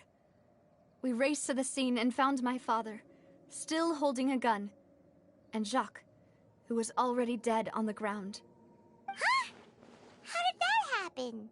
Aren't they on the same side? Sounds just like Lenny's case, doesn't it? In both cases, the culprit seemed obvious, but neither appeared to have any motive at all. Looking back on it, though, I now believe the most important clue was something we all overlooked at the time. There were pieces of clothing left at the scene. Precisely. It's all thanks to you that I made the connection now. Back then, we all just thought they were some costumes that Jacques used to disguise himself at the banquet. But, considering it now, it's almost certain that they belong to a third person at the scene. With one extra person, we'll also need to reconsider why the 2 shots were fired. You're right. We still don't know what happened. But my intuition tells me that we're on the right track to figuring it all out. I'm finally headed towards the truth. Jacques was an empathetic man who was infinitely remorseful for his past actions. It's unlikely that he turned on Boss with 0 warning. I think this third person is probably the key to the full truth. On that note, however, even though this will not please you, demoiselle, as your and your father's butler, I must still offer a word of warning. Our opponent is insidious and cruel. They are extremely difficult to deal with, and Boss has already lost his life trying to bring them to justice. Even though Spina de Rosula has lost most of its former glory, Poisson has welcomed a new time of peace, and we have been allowed to live out our lives. There is no need to follow your father's path. It would be both wise and in line with Boss's wishes to step back and give up on the case. If that's indeed what he wished for, then he should have told me that himself. Was I not the closest person to him? And yet, I was the one most kept in the dark. What was the point of him dying without sharing any of the secrets he knew? Did he manage to protect anything in the end? Synth is still here. Callus the Unfaithful is still his epithet. And Spina di Rosula is barely getting by. Nothing has changed. Did he think I'd just accept his meaningless death and live out my life just as meaninglessly? I've never accepted that. Ever. Not since that day, and certainly not now. I want to find out the real answer for everyone's sake. For the missing girls, for the victims, and for myself. Navia. This is indeed the best moment to act. Your partner appears to be quite reliable, and more importantly, demoiselle, I think you're also ready to take this on. So you do know something else, Malus? Yes, I do. In fact, even before that banquet, Boss already knew of the connection between Synth and the serial disappearances case. But what drove all the tensions to the boiling point was the revelation that you, demoiselle, had been selected as the next target to disappear. What? Boss also didn't tell you that he had been diagnosed with a rare illness. The doctors told him that he had no more than 5 years left to live. And the serial disappearances case caused him great anxiety. 5 years was nowhere near enough time to resolve this long-standing conflict. But once he passed away, all the danger would pass on to you. Knowing all of this, he decided to use one final intimidation tactic before his death. He claimed to have already gotten his hands on some key incriminating evidence for the other side, and even told some members of Spina de Rosula about the details. But as long as you remained safe, he would not share the evidence with the public. If something were to happen to you, then he and all those he told would immediately expose all they knew about Synth and the disappeared victims. Right, so nobody would be able to get off scot-free. As we've seen, Boss's tactic has worked. Even though Boss has been gone for a long time, the other side has not tried to take Demoiselle's life. No, I don't believe it. He never appeared to look sick to me. No father wants their daughter to see them weak and haggard, especially someone as proud as Boss. To him, dying in a duel and suffering lasting dishonor as the unfaithful was still far preferable than losing face in front of his daughter. So he chose to die in silence, so that he could protect me. I'm afraid you're not understanding this correctly, Demoiselle. What Boss wanted to hand to you was not a parasol, but a sword. If Boss's spirit could hear you telling me that you want to find the answer for the sake of everyone involved, I'm sure he'd be extremely proud. That fool. Couldn't he have just given it to me straight? No. He might have set up everything precisely because he never thought I'd be able to understand him. Is that the amount of confidence he had in me? And what if I was never able to make it to where I am now?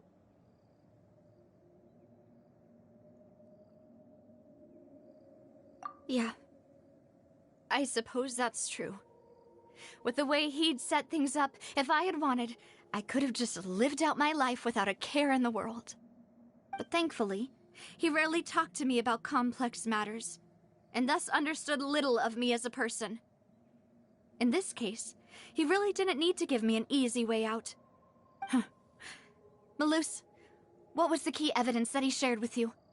It's the location where Synth is produced. Essentially, it's the enemy's headquarters.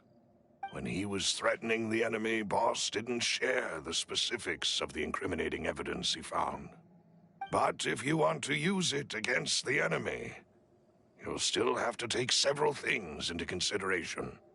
Why? If we know where the place is, can't we just go storming in? You mustn't forget that we're fighting against a mysterious and dangerous organization that's been in operation for decades. There's no telling what might be lying in wait at their headquarters. We also have no idea what kind of evidence we may be able to find inside, nor what people we may be able to capture. But a single visit to their headquarters would be tantamount to a formal declaration of war. The worst case would be that we leave empty-handed, but also open ourselves up to full retaliation. Then, in that case, why not work with the Fontaine authorities? Well, you saw one of them dissolve during Mr. Linney's case. We have no idea just how thoroughly they may have been infiltrated. Huh. That's true. Seems my father really had no choice. But things are different now. It should be a lot easier to prove the other side's guilt, now that we've connected Synth with the disappearances case. You sound like you've put a lot of thought into this, Malus. I am the butler, after all. I live but to serve the boss and Demoiselle's will. I've always been willing to take on any kind of risk for your sake. But considering my relative lack of ability, I've spent my time keeping secrets, performing basic investigations, and waiting for the right time to come. Thank you for all of that, Malus. Have you discovered anything new in the past few years? Let me think. One conclusion I came to was that the enemy must be quite familiar with Spina di Rosula, or at least have an informant planted here. When I announced orders to the organization's members on Demoiselle's behalf, I used to deliberately keep a few people in the dark and observe the reactions of the synth vendors. If the vendors didn't change their plans, then the individuals informed of our orders must be innocent. If the vendors packed up and fled, however, then someone must have given them the news. After several rounds of testing and investigative tracing, I've narrowed the suspect list down to 3 people. The first is Florent, Spina di Rosula's senior advisor. Huh? Florent? Yes, surprising, isn't it? He was one of the people Boss trusted the most, which also means that he was someone who understood Boss really well. Thanks to his position within Boss's innermost circle, he always knew our upcoming plans and could thus avoid capture this whole time. There's someone else like him too. Marcel, the head of Confrérie of Cabrières. Uncle Marcel.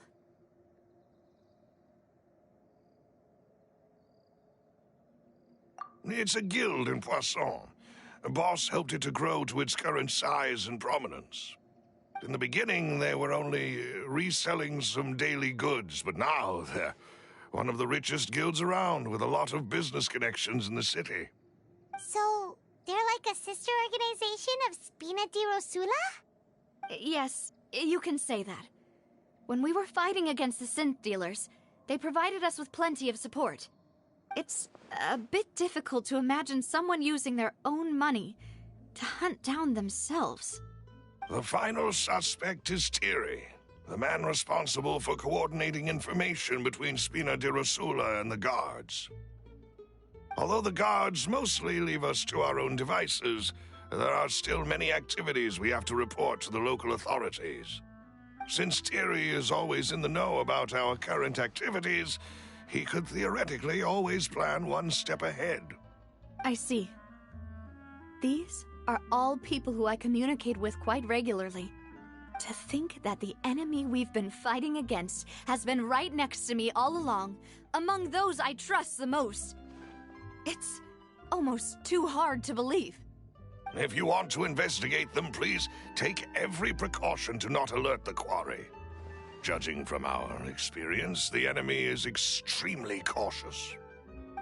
Of course. And thank you, Malus. You've provided us with a lot of great information. You're too kind, my lady. I'm just doing my duty. And before I forget, proving Boss's innocence would also mean clearing him of blame in Jacques' death. After that incident, Jacques' wife and daughter were taken into the Spina's care. They still live in Poisson today. If it might help, you could also pay them a visit. I can make the necessary arrangements. Oh, thank you so much, Malus. You really are the best. A new case awaits, my dear partner. I hope we can work together to uncover the truth and end this case once and for all.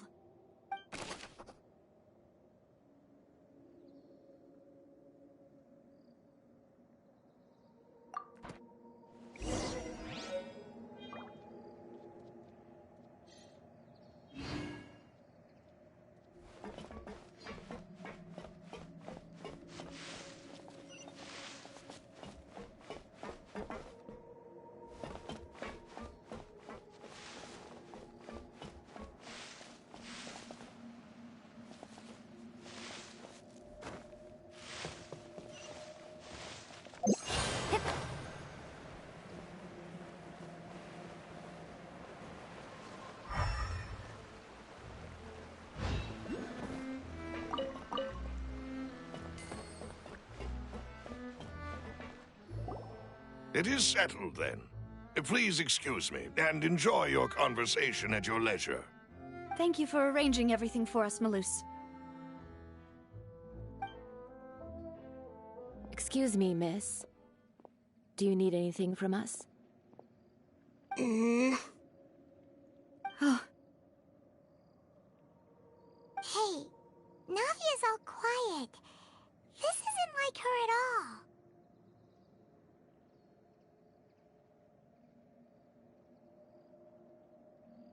I'm sorry that I only came to visit after all this time.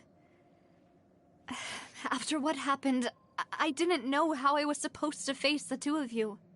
Ah, if it's about that, there's no need to apologize. After my husband died, Spina di Rosula sent us a lot of mora and support. I understood your guilt and apology to be genuine. But aren't all of those things nothing compared to the loss of Jacques?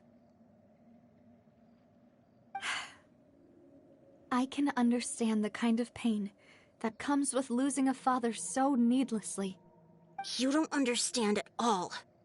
I didn't know how to face you, because I didn't know what I could possibly bring as a consolation gift. I know only the full truth could bring closure to you. And to all of us. I'm sorry. I appreciate the sentiment, but you don't have to carry all that guilt. On the matter regarding my husband, my daughter and I have more or less found our answer already. Would you mind sharing it with me? I really can't believe that my father could ever bring himself to shoot Jacques.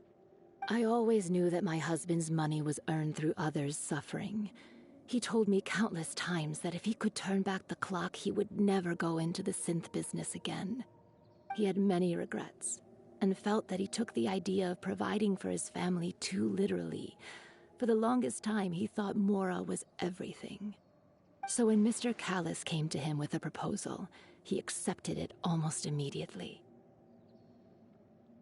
He tried to be as careful as he could, but even so, he was still found out by the higher-ups. They found out about his betrayal?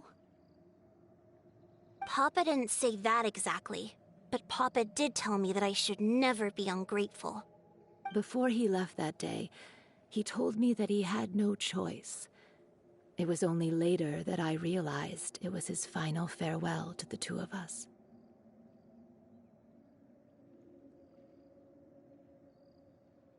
I don't know that for sure, but you could say that's the conclusion I eventually came to. Which is why I'm the one who should feel guilty. Callis had always taken great care of us, both when he was still alive and after he passed away. Even if he fired the shot that killed my husband, it was likely in self-defense. It is impossible for me to hate him for what he had done. But Mama, why is Papa still the bad guy if he did the right thing? Papa always wanted to be a good man, so why did he have to do a bad thing in the end? Well, things aren't always as they seem. You still feel like your Papa was a good man, right? Yeah, Papa was a really good man. The best in the whole world. Then you should hold on to that. If a good man had to do a bad thing, then he must have had his reasons. Regardless of whether he left you a parasol or a sword. He must have done so to give you a better life. Oh. Thank you for everything you've told me. I will definitely find the truth. The current state of things is not something I'm willing to just sit back and accept. Thank you. I'm very grateful to hear this from you. Even though your personality is quite different from your father's, your determination when you speak is really similar. You really think so? That's the first time anyone said that to me.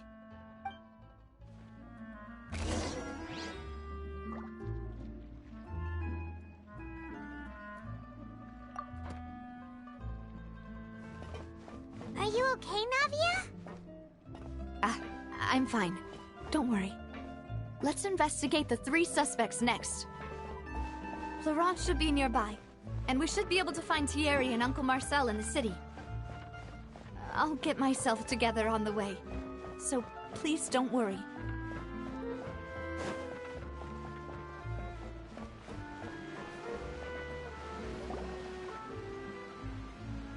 Greetings, boss. How may I be of assistance today?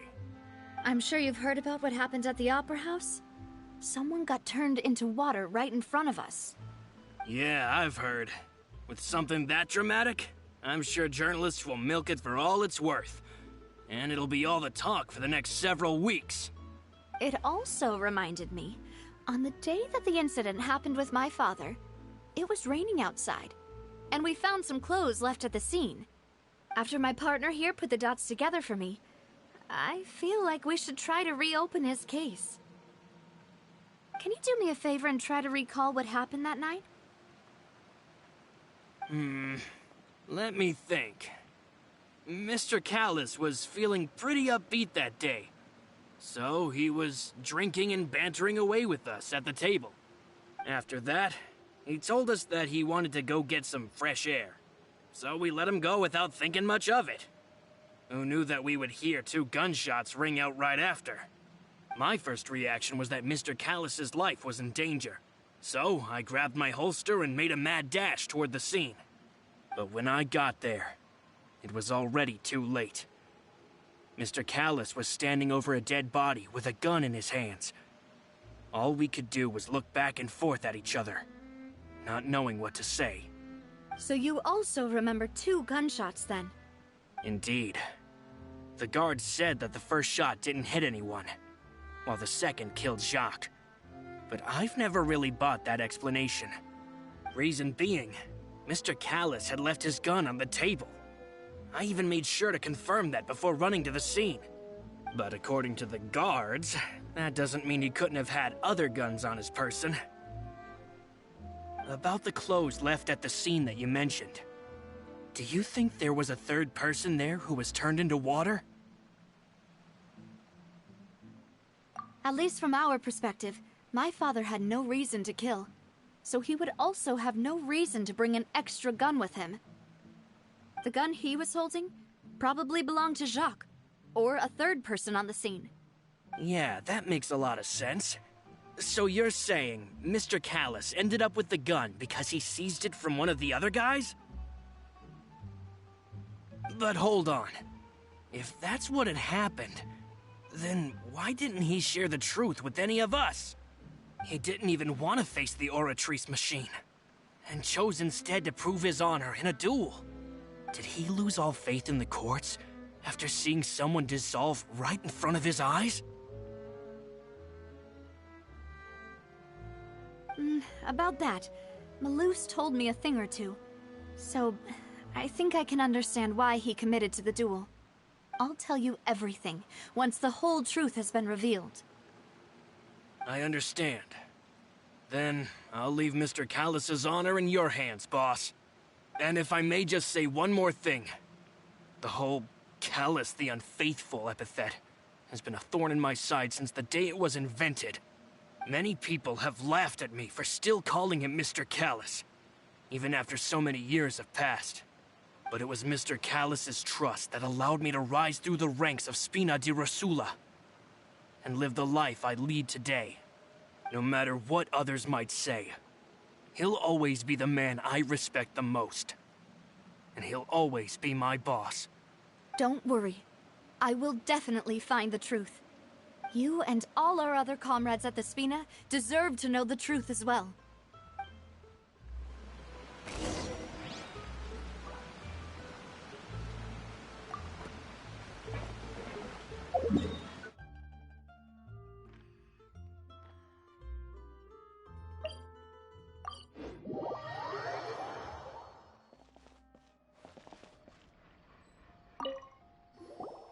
Hey, Thierry! It's me! Oh, now, what brings you here, Miss Navia? I've heard that you made quite the name for yourself at the Opera House. Oh, so you've caught news of that already. Oh, okay. Hey, I'm also a member of the Guards, you know. The way you make it sound, people would think I was sent off to Poisson because I had done something wrong. Are you sure there isn't a little bit of truth in that? Under normal circumstances, shouldn't you have been called back to the city already? I mean, where I work is really up to me. Let's just say I enjoy the ambiance of Poisson. Callus did a fantastic job running the town, building Spina di Rosula from the ground up and clearing many obstructions in my way. It would be next to impossible for me to find a similarly easy but high-paying job in the city. Anyway, enough chit-chat. Are these 2 friends of yours? You, here for some formal business? Yes. These 2 are my partners. What happened at the Opera House made us realize that Linny's case, and my father's, may be related. We're trying to reinvestigate the details of my father's old case. Ah, I get it. You think there might be more to the case now that we know people can be dissolved into water, right? I was also flabbergasted when I first heard of it. If you want to go through the original files from your father's case, I can help you look for them. That'd be much appreciated. Thank you. Actually, I have another question. Do you have the authority to dispatch Gardamex? Of course. Without them, I couldn't possibly handle Poisson on my own. Why do you ask? We definitely can't use them to forcefully get more evidence for your father's case. Well, you see, just recently, we were attacked by a horde of unnumbered Gardamex in the city. So, if you hypothetically wanted to do something against me, all you would need to do is get rid of the mecha serial numbers and send them after me. Then you think too highly of my abilities. Dispatching mecha is very different from controlling them. If I had to make an analogy, when you order a dish, the chef will make it for you. You can ask the chef to cook, but not to massage your shoulders or carry your baggage.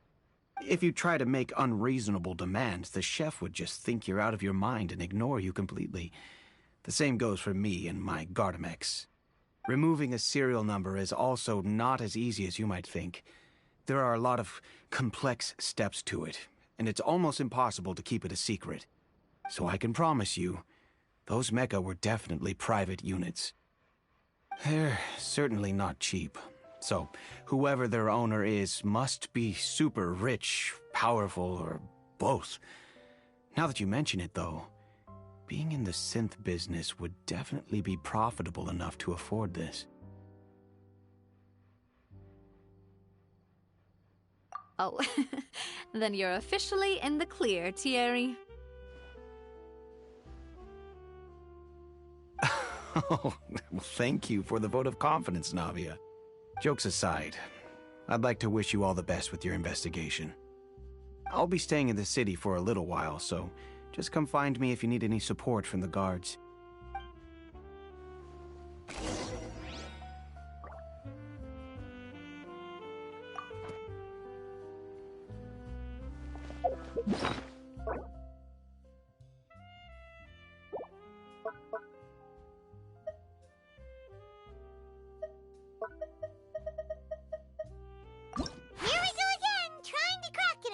Case. All proof and no motive. If Paimon was Jacques, Paimon would probably help whoever Paimon finds more trustworthy. Someone like the Traveler. Paimon doesn't feel like he was lying to us. He seems good friends with Navia. Could he really be the culprit? Who would have imagined that people could really turn into water?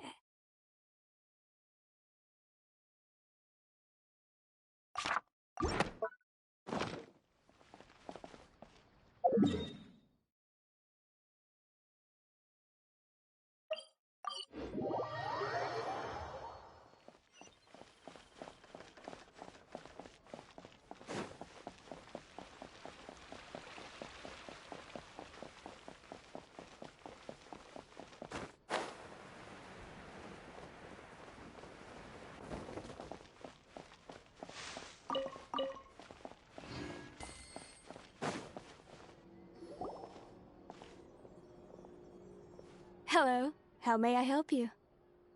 I'm here to see Marcel. Could you please let him know? You can just say Navia's looking for him. Sure. I will let him know right away.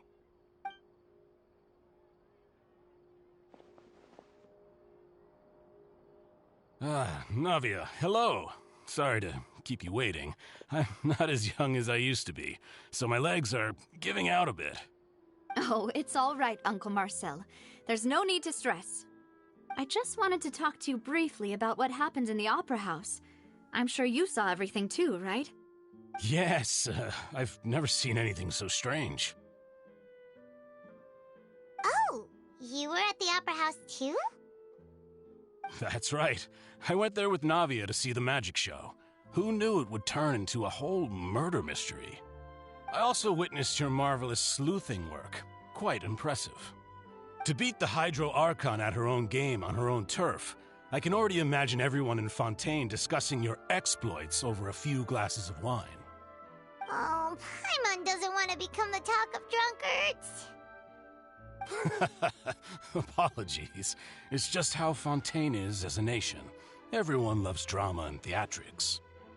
Uncle Marcel, you've also noticed that other thing, right? The fact that humans can dissolve in water? Yes, I was reminded of your father's case right away. Is that what you're investigating now? Exactly. I still don't have much solid proof, but I can sense that the other side has already begun to act. Oh, and what makes you say that? We were attacked on Araneus by some unnumbered Gardamex. And there was also an attempt to get me to drink water from the Primordial Sea. If not for the vigilance of my partner, I probably wouldn't even be here talking to you right now. Oh, you're giving us too much credit. Wasn't it you who protected us? Alas, it seems things are heating up again. The peace that Callus sought so dearly will soon become a thing of the past. But rest assured, Navia, Poisson will always remain a safe haven for you. If you're scared, you can always return there. If anyone dares to lay their hands on you there, the Confrérie of Cabrières will use its funds to the last Mora to bring them to justice. Thank you, Uncle Marcel. But I don't intend to go into hiding. I'm going to strike while the iron's hot. Do you have any new thoughts on my father's case? About that. Sorry, my age is catching up with me, so it'll take me a while to recall my memory.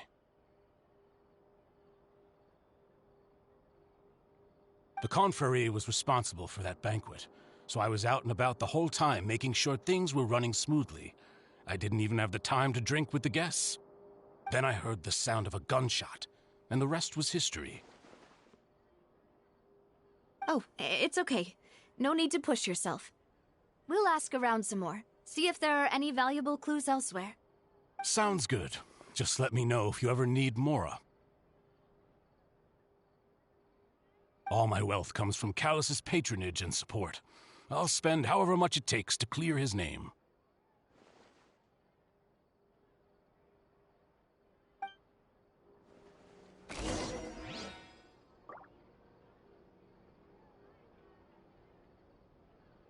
Being skilled at something doesn't make it a hobby. This can work. I'll just treat them as new samples. Who would have imagined? Here we go again! If he see Navia called him Uncle. So it couldn't have been him, right?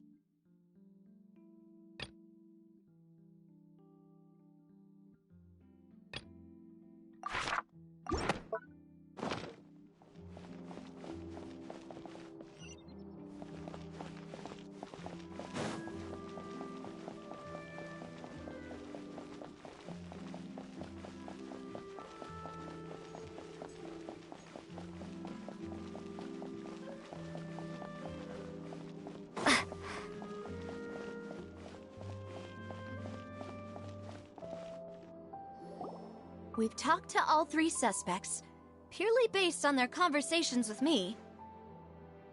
None of them sounded particularly suspicious.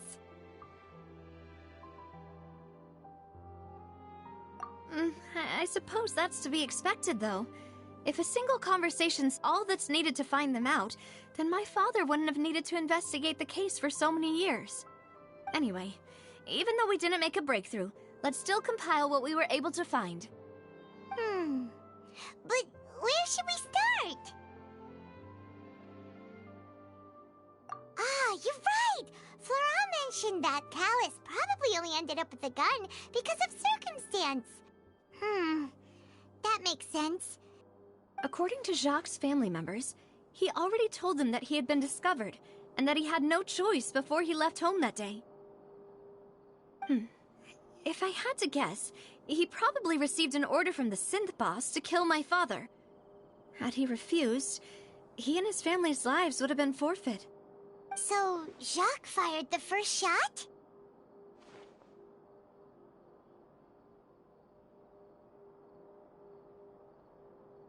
Oh? And why is that?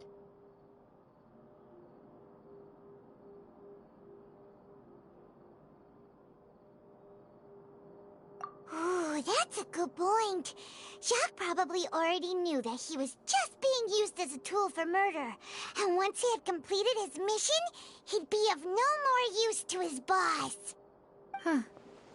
So, what would make more sense from his perspective would be to turn his back on the Order and seek protection from my father.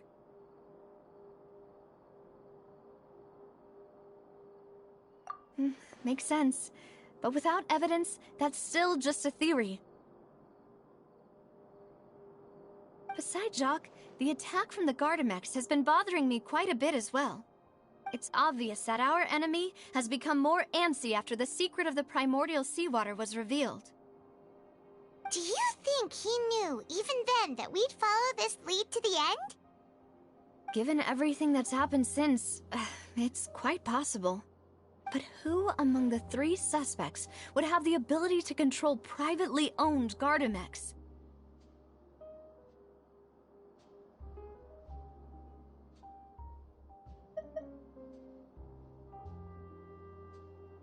Uncle Marcel? My father did really trust him. And they worked together on a large number of projects. Maybe that's how he got to know Jacques. And with funds from the Confrérie, he could also afford a large number of Gardamex. It's still really hard for me to imagine, though. After all, Uncle Marcel has been around since I was just a child. Also, wouldn't this mean he has been spending a whole lot of mora and energy to fight his own synth business?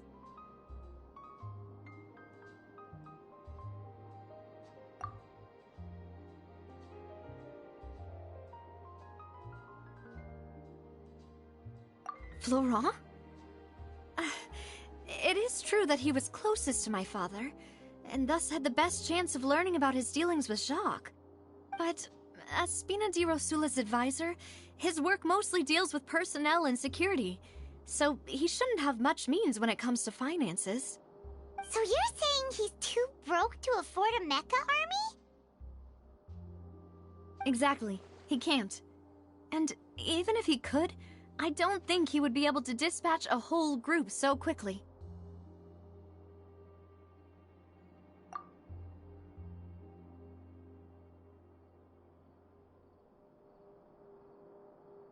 Thierry, you say?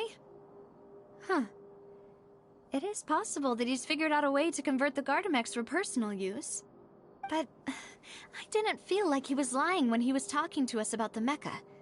I also don't think he'd be able to keep that kind of tampering under wraps. Yeah, had he actually tampered with the mecha, we'd be able to prove it with a simple check of the guard's inventory. If the mecha were taken from the guards, it should be pretty easy to find out when and how that happened. Who could it be?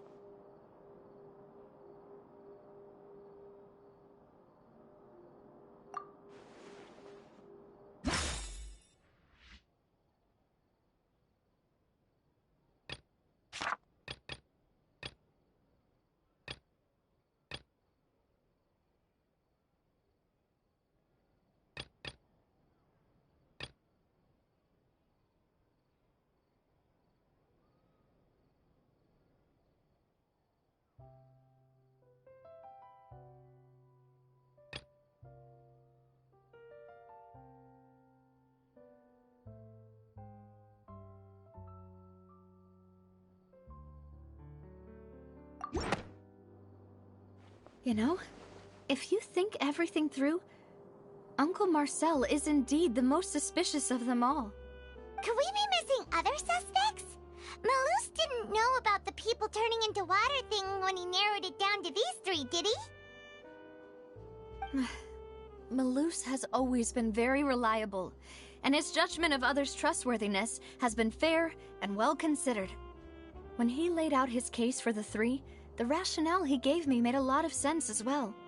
The suspect is knowledgeable about the Spina's internal affairs, has the means to dispatch Mecha to assassinate us, and possesses significant intellect and foresight. Even if I don't want to believe it, I'm starting to see how things could all tie back to Uncle Marcel.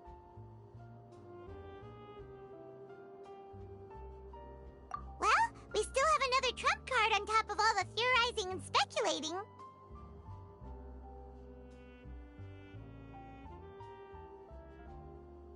Yes, Malus did say that charging straight in there would be extremely risky, but we don't have any other options right now. We need far more solid proof before we can hope to go charging in on our enemy. Navia, here you are. Oh, I've been looking for you. Huh? Aren't you the guy from the guards? Did something happen? Yeah. News came from Irenaeus just after you left. We've got another trial on our hands. Wasn't that place built specifically for holding trials? What's so newsworthy about this one? I know. But they said the person they're putting on trial is a Fatui harbinger called Tartaglia. What? Is that someone you know? Yeah, we know him. Maybe even a little too well. Well, he's been accused of being the true culprit behind the serial disappearances case. It's absurd, don't you think? Wait, how? None of our investigations have had anything to do with him. That's what I thought was strange about it, so I came to tell you the news right away. If the charge against him stands, then it'll be next to impossible to get the guards to support any of our planned investigations. Right, because they'll think they've already found the culprit. Yeah, and it'll be a lot harder then to clear Mr. Callus's name. I understand. Well, partner, what do you think we should do? We still haven't found any conclusive evidence.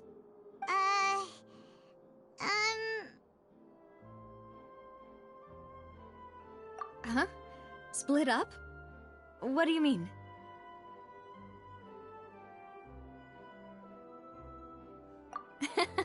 Just as expected of my partner.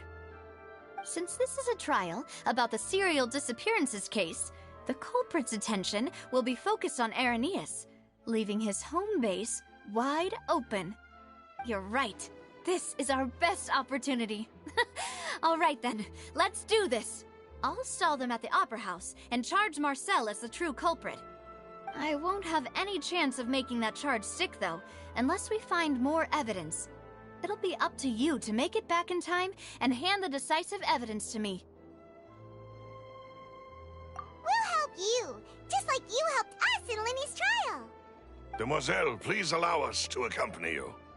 I'm ready. Ah, Malus, Silver. When did you two get here? We heard that you'll be leaving Poisson and figured that you might require our assistance.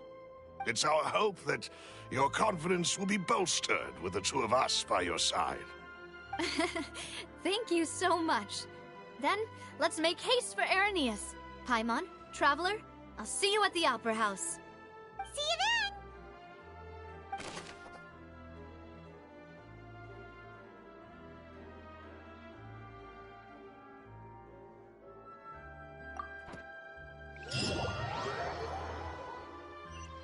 Now that Navia has set out for Irenaeus, we should also get going.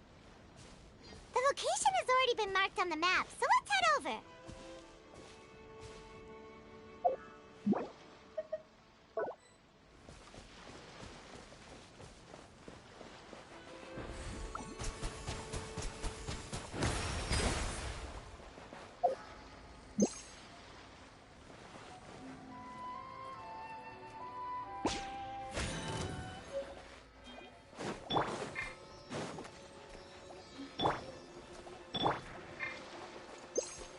The wind knows you. Time to go.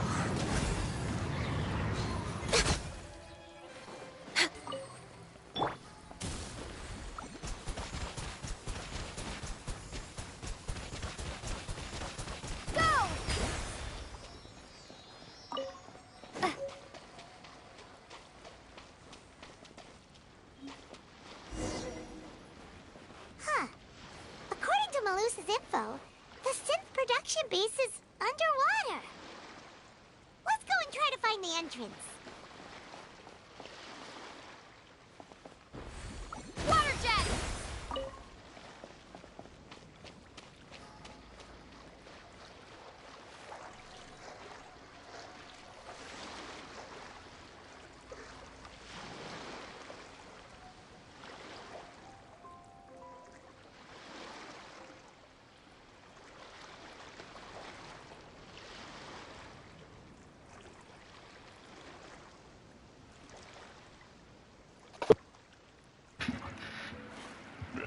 Okay.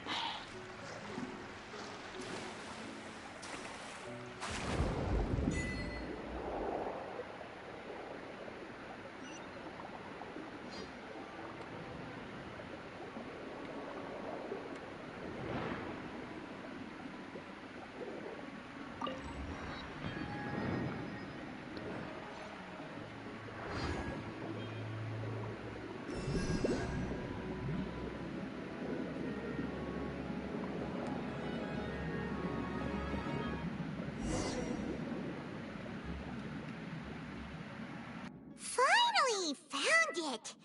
Huh. So this is the entrance that leads to the synth production base. It sure doesn't seem out of the ordinary at all.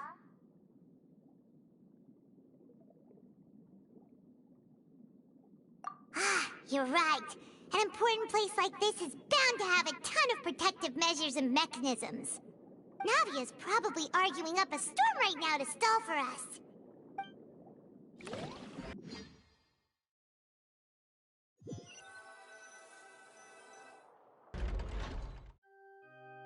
It would appear that I must repeat my question again, Mr. Tartaglia. Do you accept the charge that you are the true culprit behind the serial disappearances case? To be perfectly honest, I don't understand your country's complicated court system, or the reason why I'm being charged with something I've never even heard of. However, I did hear that people who have been charged can choose to participate in a duel to clear their name. Is that right? In which case, as long as I accept the charge, I can have an all-out fight with that champion duelist Clorend, right? I've got to admit, that's one of the most enticing offers I've ever received. When I privately sparred with her last time, she was obviously holding back. Real disappointing. Hey! Don't you understand? You're currently the prime suspect for a major case. This isn't the place for you to be looking for fights. Oh? Sounds like the Hydro Archon wants to lecture me on the ways of the Opera House. Then why don't you duel me too? I'm the kind of student that learns best in the heat of battle. No. That's not what I meant. Alas, it would appear that communication with the defendant is going poorly, and we have made very little progress. In that case, let me explain everything from the very beginning again. The goal of this trial is to determine the culprit behind the serial disappearances case. That case had nothing to do with him. You've got the wrong man. Huh? What's going on? Why is she interjecting again? I told you it couldn't be one of the Fatui Harbingers. Miss Navia, this is the second time you've interrupted the court proceedings. I only tolerated your behavior last time because you were able to provide the court with a key eyewitness. But that was an exception rather than standard court protocol. I can very well charge you with contempt of court for your interjections. Oh, please. Did you ever think I had any respect for this place's pointless theatrics? We can put that discussion aside for now.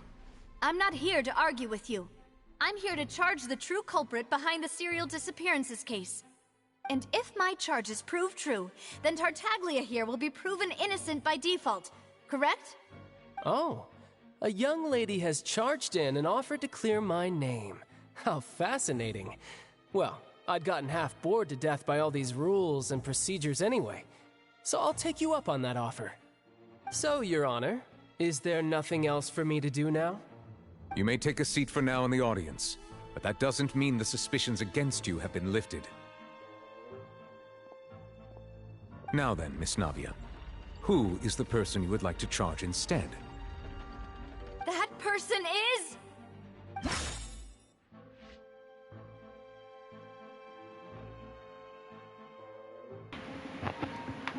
This is the worst part of this stupid place now.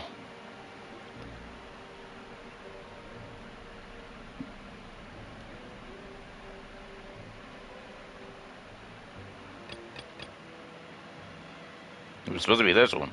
He's the most suspicious.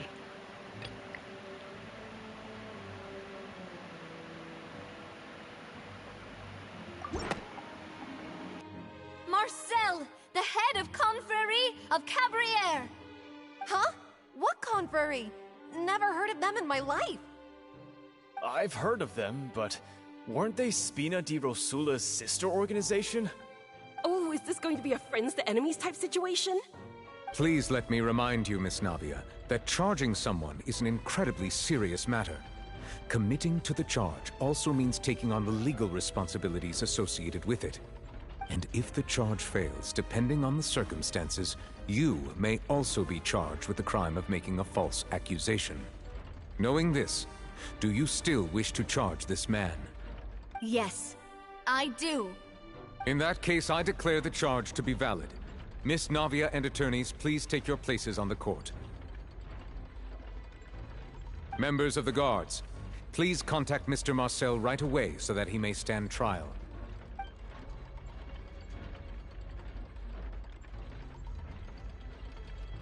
Mr. Marcel, you will not require an attorney. Is that correct? Apologies. It all just happened so quickly. I still haven't figured out what's going on. I think an attorney won't be necessary. This is probably just a misunderstanding between me and Navia. Very well. In that case, since both sides have now arrived, Miss Navia, please present your charges. I would like to take everyone back to 3 years ago, to the case of Callus the Unfaithful.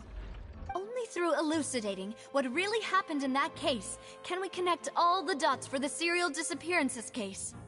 Navia, do you really think that I was the one who killed your father? Come on, why would I do that? Callus was my benefactor, and remember, both you and I only ran to the scene when we heard the sound of a gun.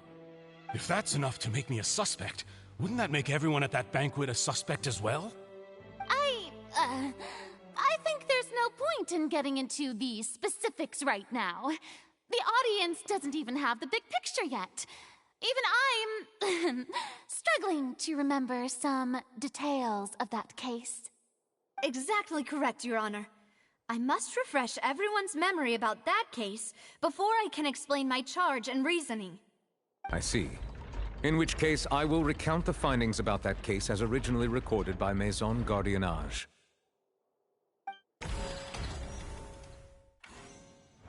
On the day of the murder, Spina di Rosula hosted a large banquet in a countryside estate owned by the Confrérie of Cabriere. During the banquet, all attending guests heard 2 gunshots from the courtyard. When the guests arrived at the scene, they found the primary suspect, Callus, holding a gun, while his acquaintance, Jacques, lay dead from a gunshot wound. The guards' investigation did not recover any other firearms from the scene. As a result, they concluded that the suspect's first shot must have missed, while the second must have taken Jacques' life. The suspect did not dispute this conclusion, and also declined to defend himself in court. Instead, he chose to prove his innocence through a duel. Callus was defeated by champion duelist Clarand in the ensuing duel, and soon succumbed to the injuries.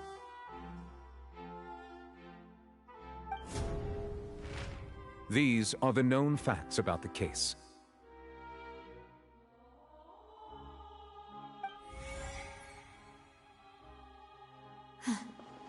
The one with the motive to kill was Jacques, not my father. And even so, Jacques still had no reason to pull the trigger. In truth, the third person shot Jacques first, and was shot in turn by my father when my father seized the gun from him. After that, the true culprit turned the third person into water, erasing all traces of him from the scene. Thank you for the summary, Your Honor. Of course, the guard's conclusion appeared quite sensible to us at the time. However, we should revisit the case now that we've gained new information about the abilities of water from the primordial sea.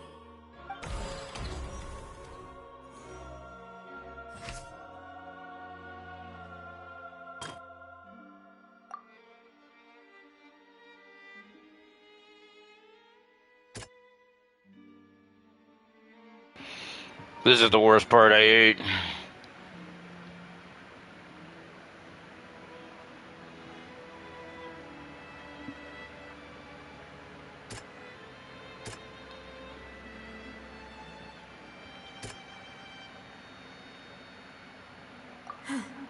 Something's not right. Yeah. For a little while longer.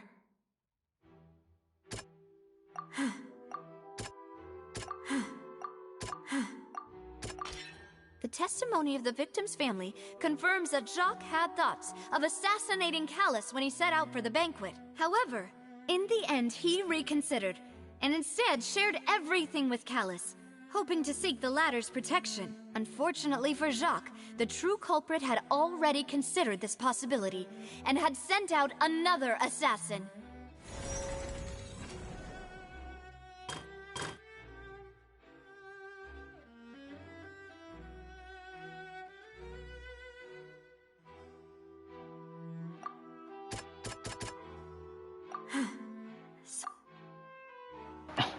This shit is bullshit. It makes you don't think this. There's water right there in the fucking picture, you dumbass game. Then This assassin first shot Jacques, then turned to shoot Callus, only for Callus to wrestle the gun from him and kill him instead.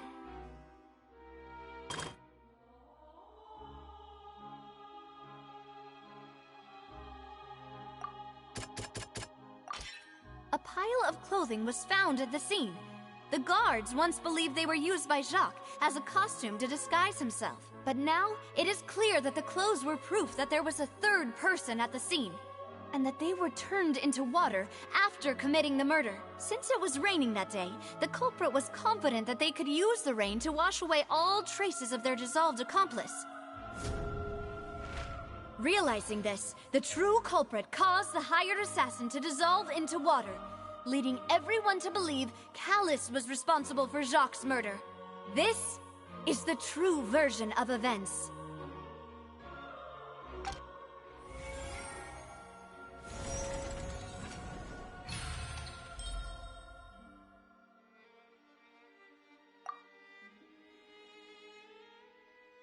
Ah, so that's what happened. Wait, you're telling me something as dangerous as water from the primordial sea has been used for all these years? What a great theory. It also explains Callus's and Jacques' respective motives. I guess they didn't shoot each other after all. Mr. Marcel, you are the one being charged with the crime. You should provide a rebuttal if you wish to prove your innocence. Ah, but I think I agree with everything Navia just said. In fact, there was nothing in her speech that directly implicated me. Then, may I ask some questions? In my opinion, we primarily need to determine two things. One, do you have the evidence to back up your claims? I'm afraid not. At least not at this very moment. Boo! If you don't have any evidence, you should just go home! I may not have the evidence with me, but I know where I could go to collect it. If we look up the deserted clothes against a record of people who went missing around the same time, we should be able to find a match. Considering the serial disappearances case, the guards probably kept careful records of all missing persons from around that time, regardless of age or gender. That makes sense to me. Monsieur Neuvillette, I would consider this to be a reasonable investigative direction. Why do I feel like Farina's acting a little differently today? Maybe she's scared of embarrassing herself again? Alternatively, she's become more diligent after charging an innocent citizen in the last trial. My second question has to do with the ensuing duel. If the truth is indeed as you described, then why didn't Mr. Callus explain himself in court? If he had testified that a person had been dissolved, he could have at least mounted a defense. I've thought about this too, and the answer is actually pretty simple. He felt there were things that were more important to him. The dissolving power of water from the primordial sea is an important secret for the true culprit of the serial disappearances case. My father could have exposed it for all to see, but he chose to take it to the grave. At that time, Spina di Rosula was in dire straits, and his reputation had already been shattered. He had no guarantee that going forward with the truth would allow the culprit to be brought to justice. What was certain, however, was that it would paint a gigantic target on my back. Boss once told me that Demoiselle had already been selected as the next target of the serial disappearances case. What? If the secret had gotten out, the culprit would have fought an all-out war with Espina right there and then. I wouldn't have been the only one in danger. All of us would have stood to lose our lives. Of course, the guards might eventually figure out the truth of the matter and determine that we were in the right. But what good would that do? How can a hollow verdict protect anyone? Had this opera house ever given my father any kind of confidence in its brand of justice, Spina di Rosula would have had no reason to exist. But by staying silent, we retained the ability to deter our opponents and continue the stalemate. I was able to become Spina di Rosula's president, which made me harder to target, as well as giving me more time to grow and learn. And once I have figured out the truth and stepped up to the challenge, I will do what this opera house cannot, and restore my father's truth and honor back to him. So, you mean to say, your father intended to die in the duelist's ring? That's right. Do you have any proof? Of course. All you need is to ask his opponent, Clarand. I don't need your apology, your guilt, or your support from the shadows. You don't have to do anything for my sake. But since he entrusted his will to you, Clarand, you should tell us the truth about his sacrifice. So, during the duel, did you believe that Callus was intending to die? Yes, I did. As a champion duelist, I've fought many battles and taken a countless number of dishonored lives. In my line of work, I've seen all kinds of people give their all for the faintest hope to continue living. Some were determined, others passionate, and some even manic and twisted. Just one look and I can tell if a duelist is hoping to live or if they're looking to die. I hereby swear on my name and honor as a champion duelist that Mr. Callus never intended to leave the ring alive. Since that's your testimony, I have no more questions. It appears there really are good grounds to reopen this case. I concur. However, Miss Navia, you still have not explained the link between your father's case and the serial disappearances case. Right? What she said was fascinating, but kind of beside the point. Wait, weren't they just talking about the serial disappearances case? Of course, Your Honor. The two cases are connected via a matter of timing. In my father's case, the culprit intended to kill both Jacques and Callus. As a result, they planned to act after hearing 2 gunshots. And, at the end of Linny's trial, the culprit also only dissolved the victim in front of everyone because they realized they were at risk of being identified. The culprit could only time their actions so precisely if they were already at the scene. Coincidentally, Marcel attended both the banquet and the trial. So that's why you suspected me. Even after hearing your reasoning, I still can't help but find it a little preposterous. I'm used to it, though. You've always been an impulsive and sentimental child, Navia. It's one of your most endearing traits. No need to appeal to pathos. I won't try to refute your points one by one, but even if everything you just said was true, can you prove that I was the only person present at both events? On top of that, does a person have to be physically present to control the timing? Can't someone remotely monitor the place?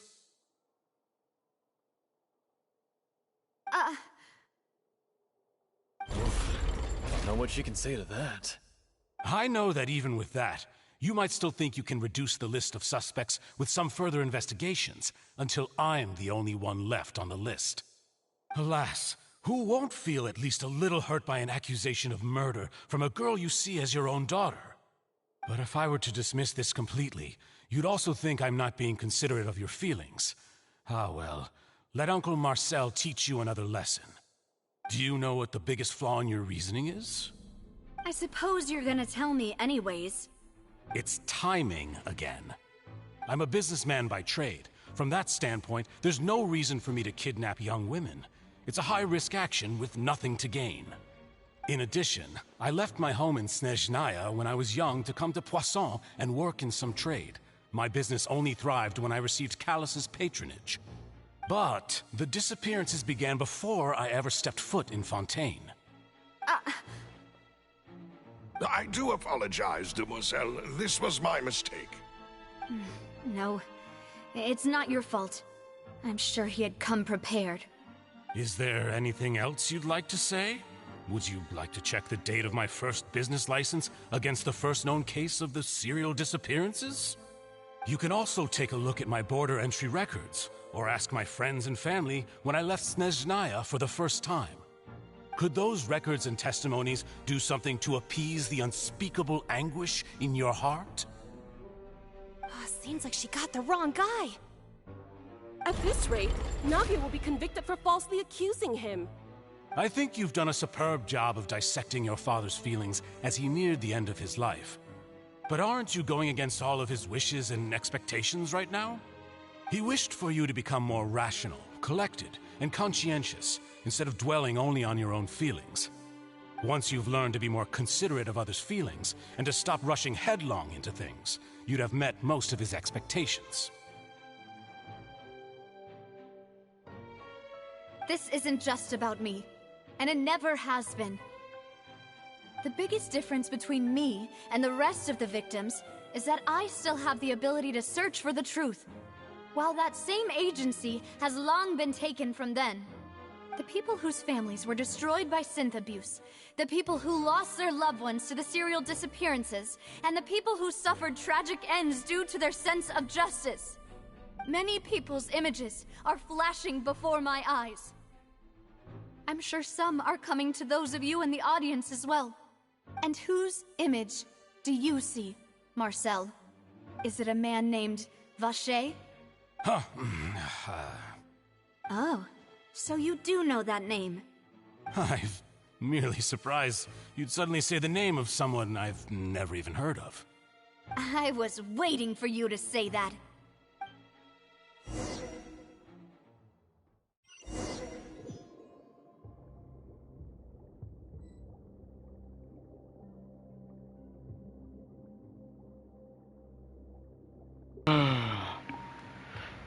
Can I actually exit here? Because I need to exit this, or at least stop the stream.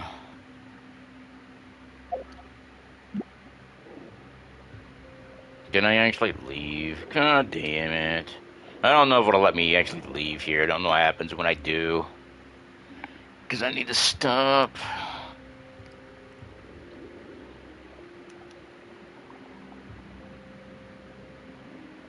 Will it leave me inside? Where's it gonna put me?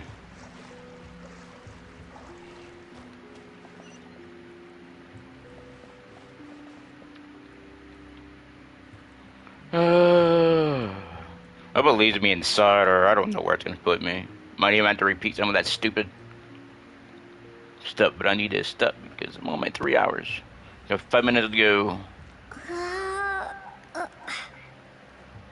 And I can't go over 3 hours right now. I'm wondering, can I actually leave this? There's like no teleport. I'm like, whoa. I know if I try to teleport, it could be a warning. I need to end this.